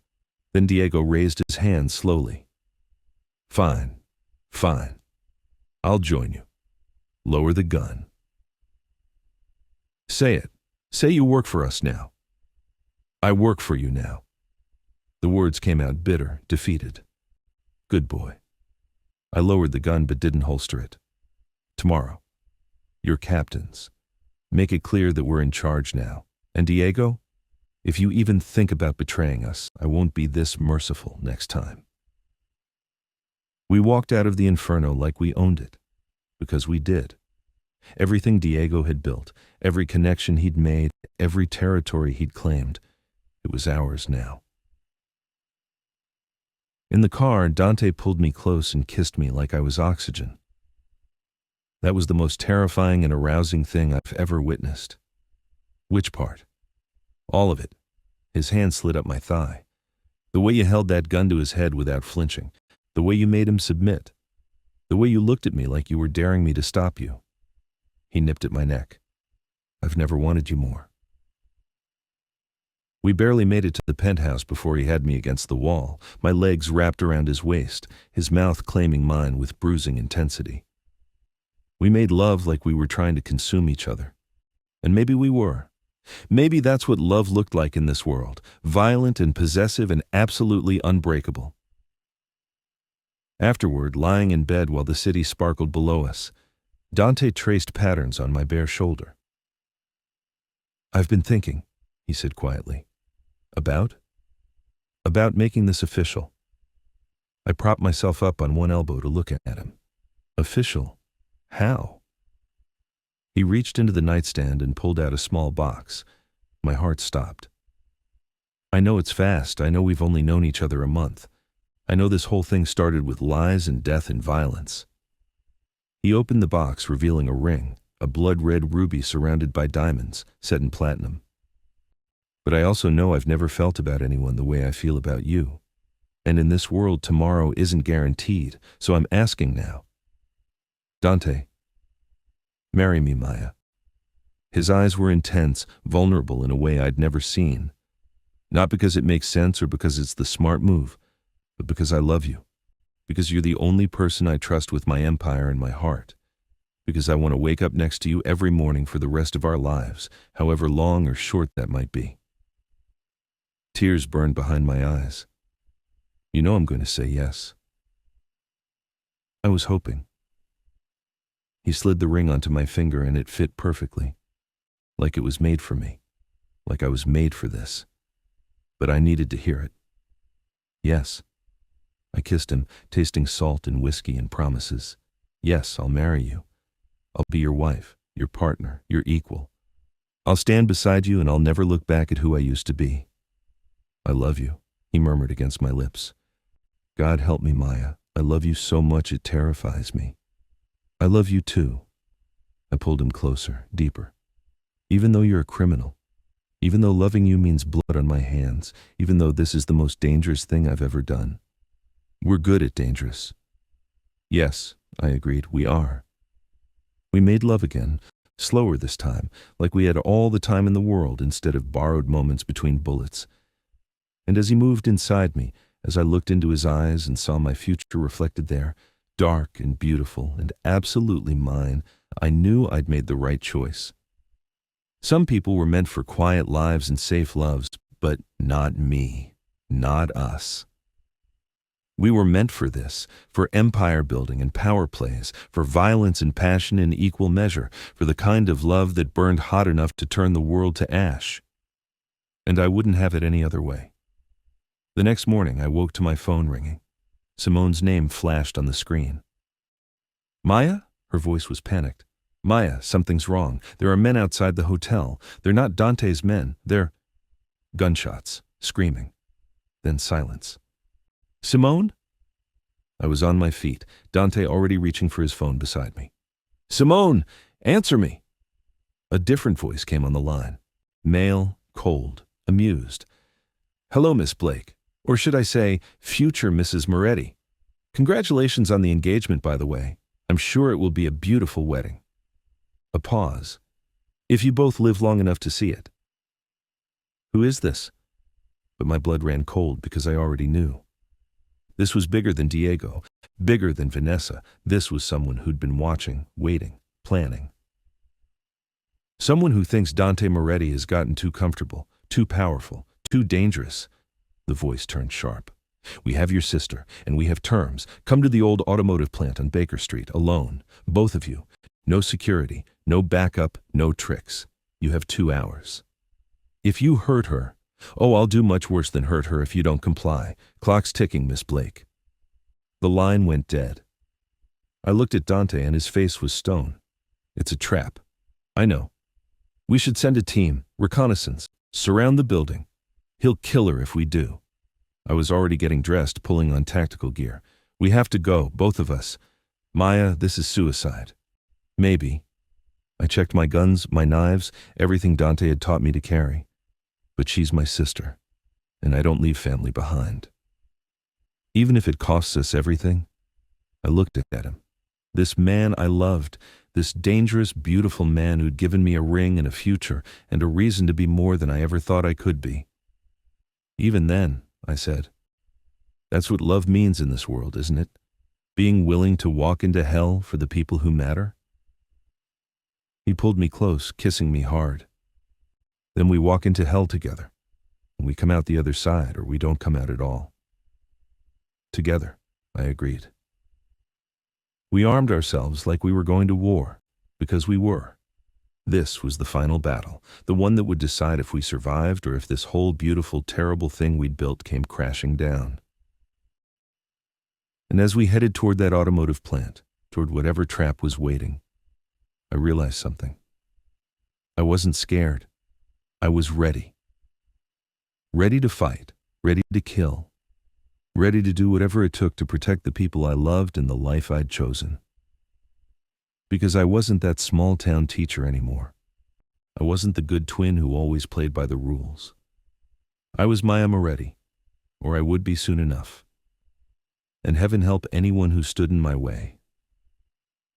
The automotive plant rose against the gray sky like a monument to decay. Broken windows, rusted metal, the skeleton of industry long dead.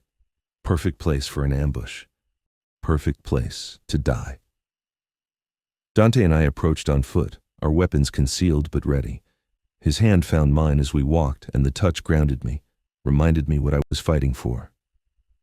When this goes sideways, and it will go sideways, you stay close to me, he said quietly. Whatever happens, we fight our way out together. Always together. I squeezed his hand. That's the deal, remember? We entered through the main bay doors, and the space opened up into a cathedral of shadows and steel. Simone was zip-tied to a chair in the center, her face swollen and bloodied but alive. Relief and rage flooded through me in equal measure. Maya! She tried to stand, but someone yanked her back down. That someone stepped into the light and my blood turned to ice. Detective Robert Martinez, the cop who'd been investigating Dante for years, the one Dante always said was too clean, too dedicated, too dangerous to buy off. Surprise, he said with a smile that didn't reach his eyes. Behind him stood a dozen armed men, not cops, I realized, mercenaries, hired guns. But you didn't see this coming. Martinez. Dante's voice was calm, but I felt the tension coiling through his body. Interesting career change, from cop to kidnapper. How's that working out for you? Better than playing by the rules ever did.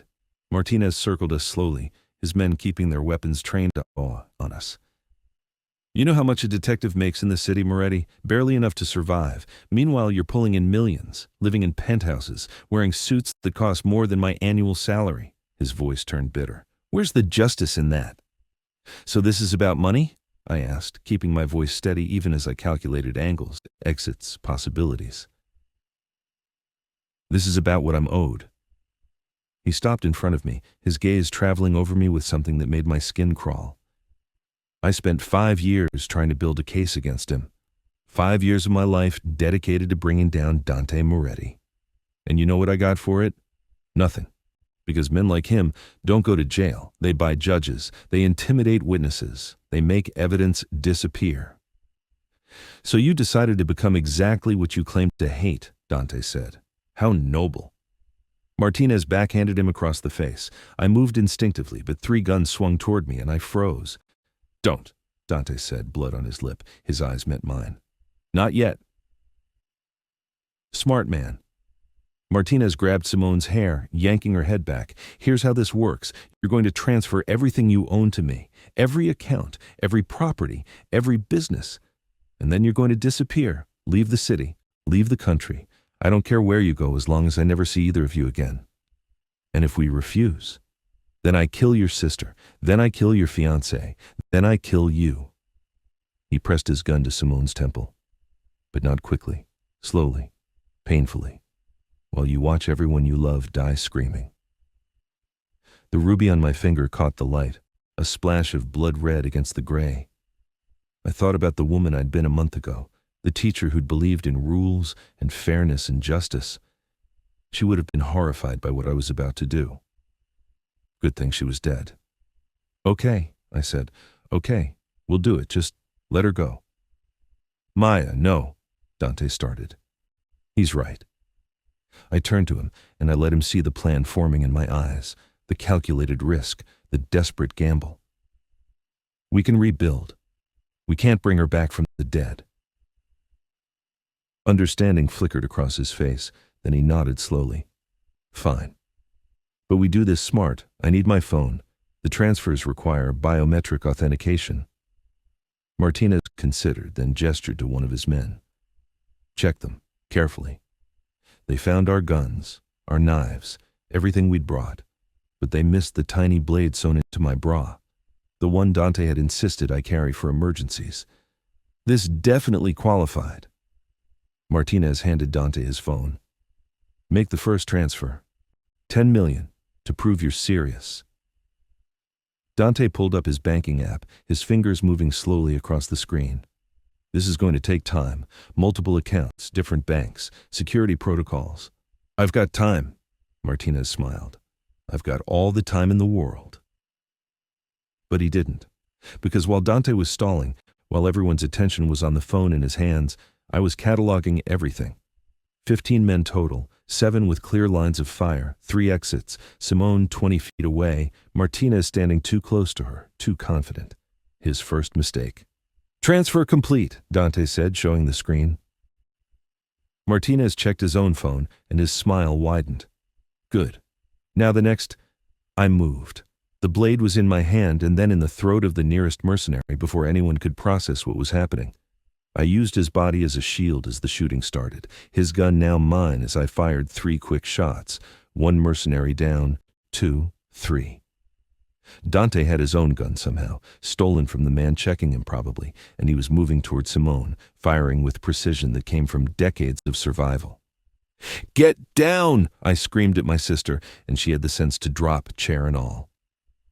Bullets tore through the air. I felt one graze my shoulder, hot and sharp, but adrenaline kept me moving. I shot the man reaching for Simone, shot another coming up on Dante's blind side. The gun clicked empty, and I threw it aside, diving for another weapon. Martinez was screaming orders, but his voice was drowned out by gunfire and the thunder of my heartbeat. This was chaos. This was war. This was everything Dante had trained me for. I reached Simone and cut her free with my blood-slicked blade. "Run, now." "Not without you." "Run!" I shoved her toward the exit where Dante was laying down cover fire. She ran. I turned back to find Martinez aiming at Dante's back. No thought, no hesitation. I launched myself at him, and we went down in a tangle of limbs and violence. He was bigger, stronger, trained, but I was desperate, and I'd learned from the best. I fought dirty. Knees, elbows, teeth. He punched me in the ribs, and I felt something crack. But I got my hands around his gun, and we struggled for control, rolling across the concrete floor while bullets sang overhead. "Stupid bitch," he snarled. "You could have lived, could have walked away." "I don't walk away." I headbutted him, and his grip loosened. "I burn it all down." The gun went off between us. For a terrible second, I didn't know who'd been hit. Then Martinez's eyes went wide, blood bubbling from his lips. The bullet had gone up through his jaw, into his brain. He dropped, dead before he hit the ground. I grabbed his gun and stood on shaking legs. The automotive plant had gone quiet. Bodies littered the floor. Mercenaries all. Dante's security must have been following at a distance because suddenly they were there, securing the scene, calling in cleanup crews. Dante crossed to me, his face streaked with blood and gunpowder. You're hit. Grazed. I swayed and he caught me. Simone?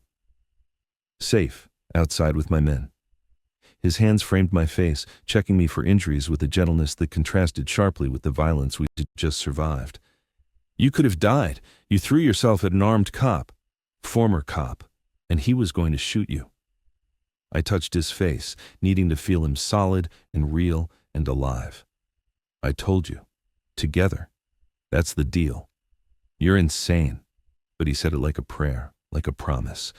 You're absolutely insane, and I love you more than anything in this world. He kissed me there in the ruins, surrounded by bodies and blood, and it was the most honest thing we'd ever shared.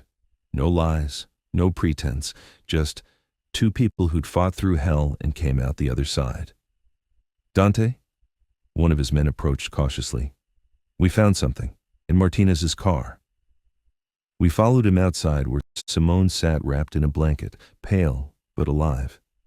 She reached for me and I pulled her close, ignoring the pain in my ribs. I thought I'd lost you, she whispered. Never. You're stuck with me forever. I kissed her forehead. But maybe stay out of trouble for a while? My heart can't take this. She laughed wetly. Says the woman who just killed a cop. Former cop, Dante and I said in unison. The men had pulled out boxes from Martinez's trunk, files, ledgers, flash drives, evidence of every illegal thing Martinez had been doing. Extortion, theft, murder for hire. Enough to destroy his reputation posthumously and ensure his death would be ruled justified.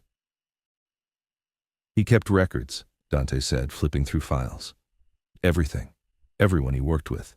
Everyone he planned to target after us. He looked up and his expression was grim. This list includes judges, politicians, other crime families. Martinez wasn't just a dirty cop, he was trying to take over the entire city's criminal infrastructure. And we just stopped him. I leaned against him, suddenly exhausted. The adrenaline was wearing off and everything hurt. So what now? Now? He wrapped his arm around me carefully, mindful of my injuries. Now we go home. We heal. We plan the most beautiful wedding this city has ever seen. His eyes softened. And we live, Maya. We actually get to live. The next 2 weeks were a blur of healing and planning. My ribs knitted slowly, and the shoulder wound scarred over, a permanent reminder of the night we'd almost lost everything. Simone threw herself into building her agency, channeling her trauma into something productive. She hired former escorts, women who'd been through what she had and gave them safety and dignity. It was beautiful. It was necessary. It was her redemption. And Dante and I, we planned a wedding. Not the kind with white dresses and churches and everything pure and innocent. That wasn't us. Instead, we chose the rooftop of the Apex, where we'd first truly seen each other, where the city spread out below us like a kingdom we'd claimed together. The guest list was a who's who of the criminal underworld. Lieutenants and captains, allies and former enemies who'd bent the knee. Even Diego Santos showed up, respectful now, having learned his lesson about underestimating us. I wore red, blood red, like the ruby on my finger, like the violence that had brought us together. The dress was silk and danger, cut to show skin and confidence and power. Simone stood beside me as my maid of honor, wearing gold that made her look like the phoenix she'd become from the ashes of her trauma. You sure about this? She asked as we waited for our cue. It's not too late to run. I'm sure. I adjusted the gun holstered to my thigh, because of course I was armed at my own wedding. This was who we were. I've never been more sure of anything. He's a criminal. So am I now. He's dangerous. So am I. I looked at her, this sister I'd almost lost too many times. I love him, Simone, the way he sees me, the way he challenges me, the way he makes me feel powerful instead of pretending to be small. I love all of it. She squeezed my hand. Then let's get you married to your crime lord. The ceremony was short, efficient, perfect. No religious officiant would touch us, so we had a judge, one Dante owned, perform the rites. The vows were traditional with one addition. We each promised to die for the other if necessary, and to kill for the other when required. Dark vows for a dark love, but honest, always honest. When Dante kissed me as my husband, the crowd erupted in applause and gunfire, actual celebratory gunfire into the air, because this was our world and our rules. "Mrs. Moretti," he murmured against my lips. "Mr. Moretti," I replied. "How does it feel to be married to someone as dangerous as you are?" "Like coming home." He pulled me closer. "Like finding the other half of my soul." The reception was decadent. The best food, the best liquor, the best of everything. I danced with my husband while the city glittered around us, and I felt invincible, untouchable, complete. Later, much later, when the guests had gone and it was just us in the penthouse that was now officially ours, Dante laid me back on our bed with reverence. "I have a gift for you," he said, producing a small box. Inside were keys. To what, I couldn't tell. "There's a building on Fifth Avenue," he explained. 10 stories, prime real estate. I bought it for you." "What am I supposed to do with the building?" "Whatever you want." He kissed my shoulder, my neck, my jaw. "Start a legitimate business. Build an empire of your own. Or just burn it down for fun. It's yours. Everything I have is yours now." "Everything I have is yours too." I pulled him down into a kiss, which isn't much besides a cat and a mortgage, but your cat is spoiled rotten in our penthouse, and I paid off your mortgage last week. He smiled against my lips. So yes, everything we have is ours, together. We made love that night with a tenderness we rarely allowed ourselves. No urgency, no violence, just two people celebrating the choice to bind their lives together forever. "I love you," I whispered in the darkness. "I love you," he whispered back. "More than power, more than money, more than this whole city. You're my everything, Maya Moretti." And lying there in his arms, with the ruby glinting on my finger and the future stretching before us full of possibility and danger and dark, beautiful love, I knew I'd made the right choice. The small-town teacher was gone. In her place was a woman who'd learned to embrace her shadows, who'd learned that love didn't have to be soft to be real, who'd learned that sometimes the most dangerous thing you can do is be yourself without apology. I was Maya Moretti, wife, partner, queen of an underworld empire, and I wouldn't change a single bloody, beautiful moment of the journey that brought me here. Because this, Dante and me against the world, this was everything. This was home. 3 months later, I stood in my new building on Fifth Avenue, looking over the business plan Simone and I had developed. The building would house multiple ventures, her agency on the top floors, legitimate consulting businesses on the middle floors that would employ former criminals looking to go straight, and on the ground floor, a community center. Because if we were going to rule the city's underworld, we were also going to give back to the people who lived in it. "You're really doing this?" Dante asked from the doorway. "Building something good in the middle of all this darkness?" "Someone has to." I turned to face him. "And maybe that's what we're supposed to do, balance the scales. For every territory we take, we give something back. For every life we ruin, we save another. That's not how this world works." "It is now." I crossed to him, straightening his tie. "We make the rules, remember? So let's make better ones." He studied me for a long moment, then smiled. "You're going to change everything, aren't you?" "I'm going to try." I kissed him. "With you beside me." "Always beside you," he promised, "even when you're being idealistic and impossible." Especially then. We left the building hand in hand, climbing into the car that would take us to our next meeting, our next move, our next piece of the empire we were building together.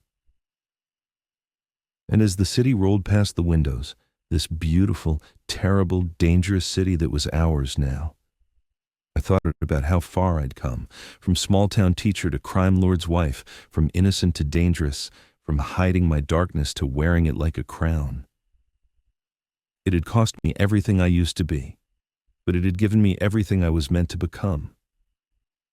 And I had no regrets, not a single one, because this was my life now, my choice, my love, my future, and it was absolutely perfect. 6 months into our marriage, I thought we'd finally found peace. I was wrong. The threat didn't come from rival gangs or corrupt cops or vengeful enemies. It came from something much more dangerous, my past. I was at the community center, reviewing applications for the job training program, when a woman walked in who made my blood run cold. Principal Catherine Wells, my former boss from the high school where I'd taught for 5 years. Maya Blake.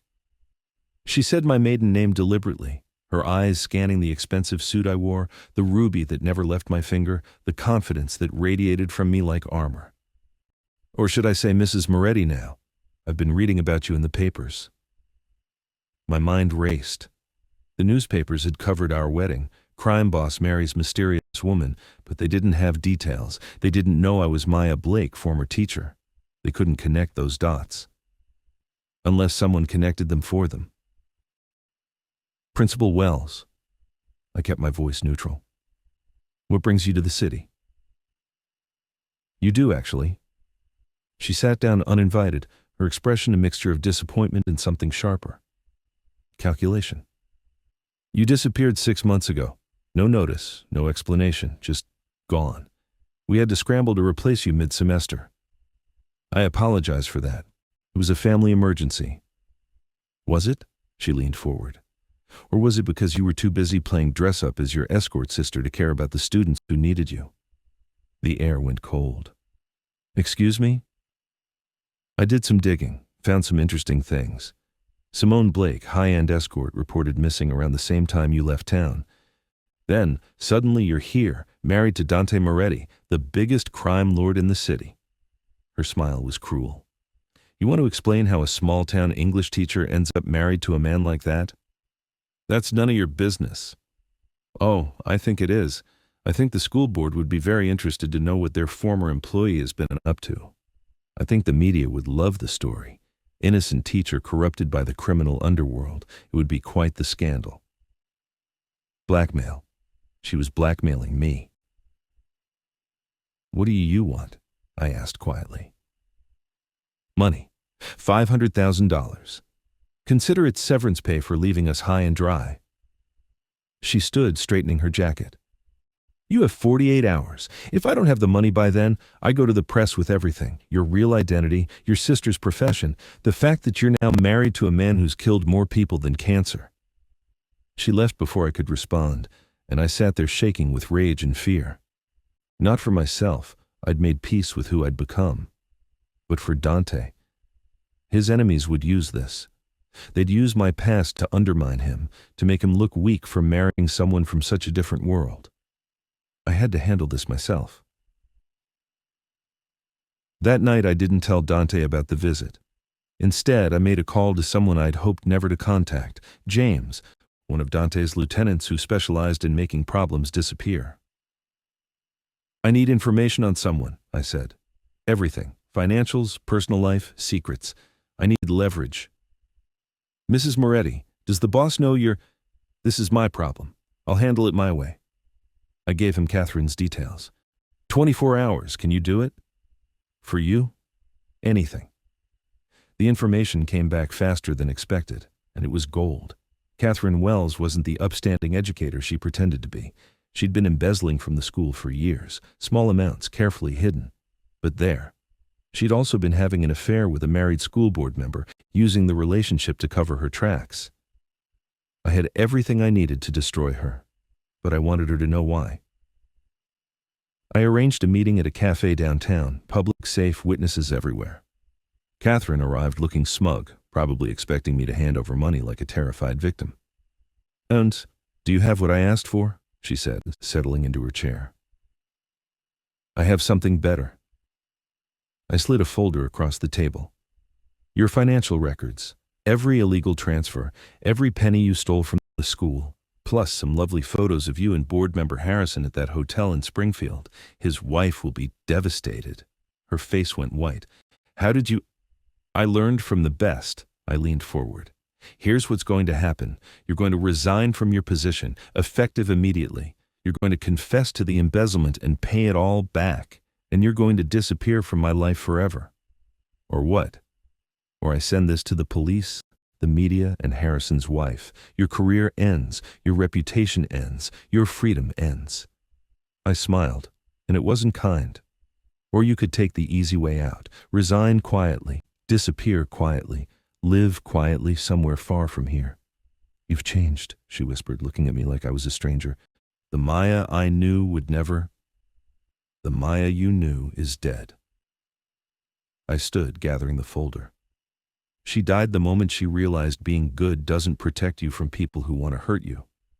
Being powerful does. Being dangerous does. Being willing to do whatever it takes to protect what's yours, that's what keeps you safe. Is this what he's turned you into? No. I looked her dead in the eye. This is what I chose to become. And I've never been happier. I left her sitting there, destroyed, and I felt nothing. No guilt, no remorse. Just satisfaction that I'd handled my problem the way Maya Moretti would, with intelligence, leverage, and the absolute certainty that I would win. When I got home, Dante was waiting. One look at my face, and he knew something had happened. Tell me, he said simply. So I did. Everything. Catherine's blackmail attempt, my investigation, the confrontation. He listened without interrupting, and when I finished, he pulled me into his arms. You handled it yourself, he said, and there was pride in his voice. You didn't need me to protect you. I wanted to prove I could. I looked up at him. I wanted to prove I'm really your partner, not just someone you have to constantly shield from your world. You proved that 6 months ago when you killed Martinez. He kissed my forehead. But I understand needing to prove it to yourself. He pulled back to look at me seriously. Did it feel good, destroying her? Yes, I admitted. Is that wrong? No. His thumb traced my jaw. It means you understand how power works, how survival works in this world. You can't afford to be merciful with people who try to hurt you, Maya. Mercy is a luxury we don't have. I used to believe in mercy, in second chances, in the inherent goodness of people. And now? Now I believe in protecting what's mine. I pulled him down into a kiss, even if it means becoming the villain in someone else's story. We're the villains in a lot of people's stories, he murmured against my lips. But in ours, we're the heroes. Are we, though? I pulled back to study his face. Are we heroes, Dante? We've killed people, ruined lives, built an empire on blood and fear. We've also saved people, given opportunities to those who had none, protected the vulnerable in our territories, built legitimate businesses that employ hundreds. He cupped my face in his hands. The world isn't black and white, Maya. It's all shades of gray. And we're doing the best we can in an impossible situation. Is it enough? It has to be. He kissed me again, deeper this time. Because it's all we have. Each other, this life, these choices. We can't change what we've done, but we can decide what we do next. That night, wrapped in his arms, I thought about the teacher I used to be. The woman who'd believed in fairness and justice and doing the right thing. She seemed like a dream now, a ghost of someone I'd once been. But I didn't miss her, because what I had now, this power, this love, this dangerous, beautiful life, was worth everything I'd sacrificed to get it. 2 weeks later, I got the call I'd been dreading. Maya? Simone's voice was shaking. I'm pregnant. I met her at the agency, where she sat in her office looking terrified and lost. How far along? 8 weeks, I just found out. She looked up at me with tears streaming down her face. I don't know what to do. I don't know who the father is. It could be from before, from one of the clients before Vanessa took me. I don't... Hey. I pulled her into my arms. Hey, breathe. It's okay. Whatever you decide, I'm here. We're here. A baby, Maya. In this world? In this life? She pulled back to look at me. How am I supposed to raise a child when I run an escort agency and you're married to a crime lord? What kind of life is that for a kid? A protected one. I said it with certainty. A loved one. A life where they'll never want for anything, never be vulnerable, never be afraid because they'll have us. You really believe that? I do. And I realized I meant it. Look at what we've built, Simone. We took all the darkness and trauma and pain, and we turned it into something better. We can do that for this baby too. We can give them everything we never had: safety, opportunity, love without conditions. She was quiet for a long time. Then, I'm keeping it. I don't know if I'm ready, but I'm keeping it. Then we'll figure it out together. I squeezed her hand. You, me, Dante. We're family. And family protects each other. When I told Dante that night, his reaction surprised me. He didn't worry about the complications or the danger or the questions about paternity. He just smiled and said, "We're going to be an aunt and uncle. That's good. That's really good. You think we can do this? Bring a child into our world?" "I think we have to," he pulled me close. "Because that child deserves a chance, Maya. Deserves to grow up knowing they're loved and protected. And if anyone can make that happen, it's us." Over the next months, we prepared. Dante had Simone moved into a secure apartment in our building.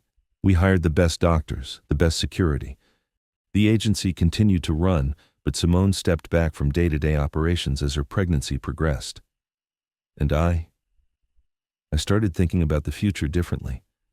Not just about empire and power, but about legacy, about what world we were creating for the next generation. "I want to expand the community center," I told Dante one night. "Create programs for at-risk youth. Give them options besides crime." Because of the baby? Because of all of it, I gestured broadly. We control so much of the city, Dante. We have the power to actually change things, make them better. Why shouldn't we? He studied me for a long moment. "You're going to reform me, aren't you? Turn me into some kind of benevolent crime lord.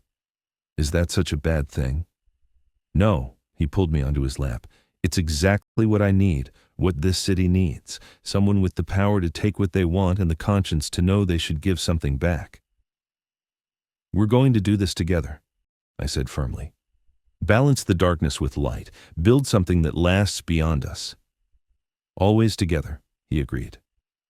The baby, a girl, was born on a cold December morning.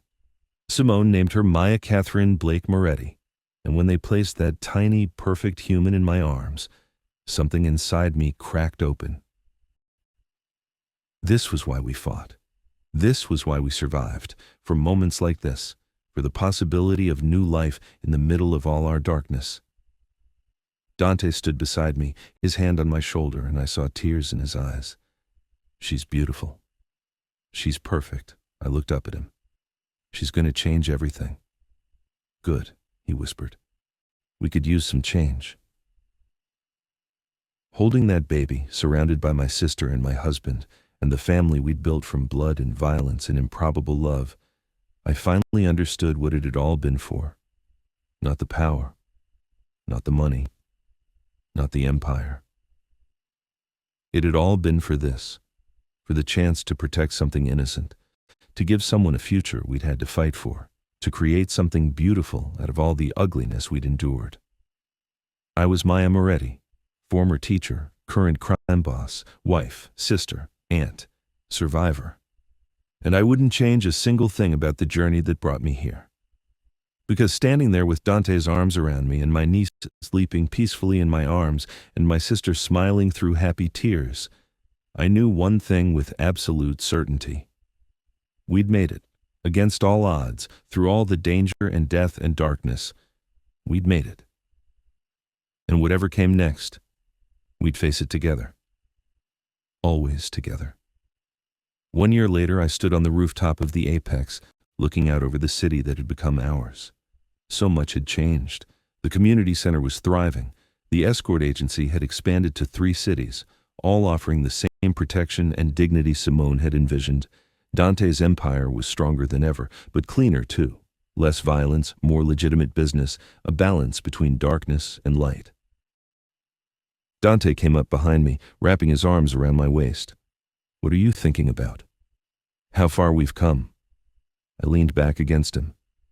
2 years ago, I was a teacher in a small town who'd never hurt anyone, never even jaywalked. And now you run half this city's charitable organizations and the other half of its criminal enterprises. He kissed my neck. How does it feel? Like exactly where I'm supposed to be. I turned in his arms to face him. Like I finally found my purpose. And what's that? Building something that matters, with someone who matters. I touched his face. Loving you, protecting our family, making this dangerous world a little bit better for the people who come after us. That's quite the mission statement, Mrs. Moretti. Well, I was a teacher. I'm good at mission statements. I pulled him down into a kiss. But this one, I actually believe in. Behind us, the door opened and Simone emerged with little Maya in her arms. The baby was babbling happily, reaching for Dante with chubby hands. He took her with the kind of gentleness that still surprised me, this dangerous man cradling an infant like she was made of glass. She wanted Uncle Dante, Simone said with a smile. She's got you wrapped around her tiny finger. Completely, he admitted, making faces that had the baby giggling. And I'm not even sorry about it. I watched him with my niece, saw the joy and love on his face, and felt my heart expand. This was the future we'd fought for. This was what made all the blood and darkness worth it.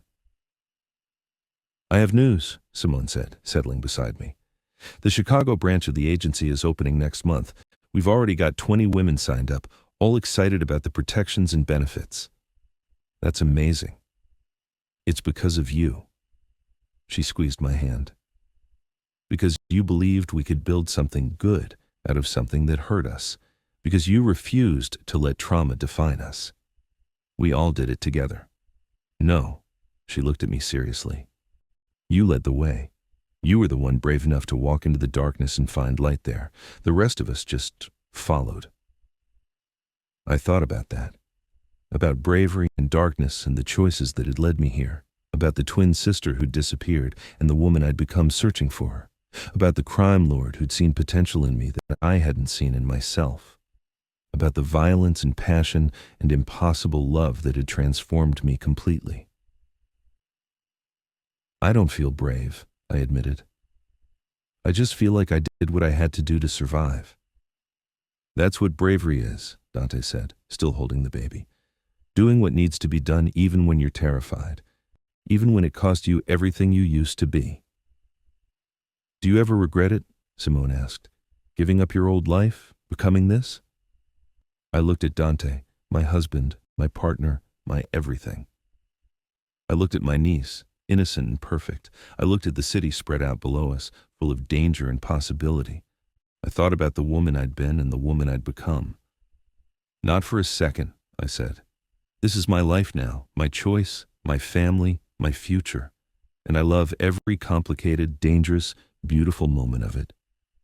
Dante handed the baby back to Simone and pulled me close, his lips finding mine in a kiss that still made my knees weak after all this time.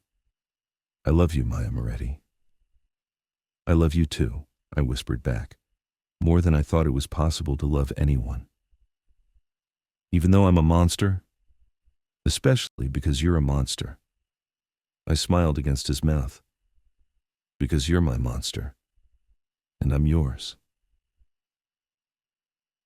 We stood there as the sun set over the city, painting the sky in shades of fire and blood, appropriate colors for the life we'd built, and I knew, with absolute certainty, that this was exactly where I was meant to be. Not in that small town, not in that classroom, not living a safe, quiet life that would have slowly suffocated me. Here, in the darkness and the light, in the violence and the love, in the impossible space between who I'd been and who I'd become. Here, with Dante Moretti and the family we'd forged from blood and fire. Here, where I was finally, completely, unapologetically myself. And it was absolutely perfect.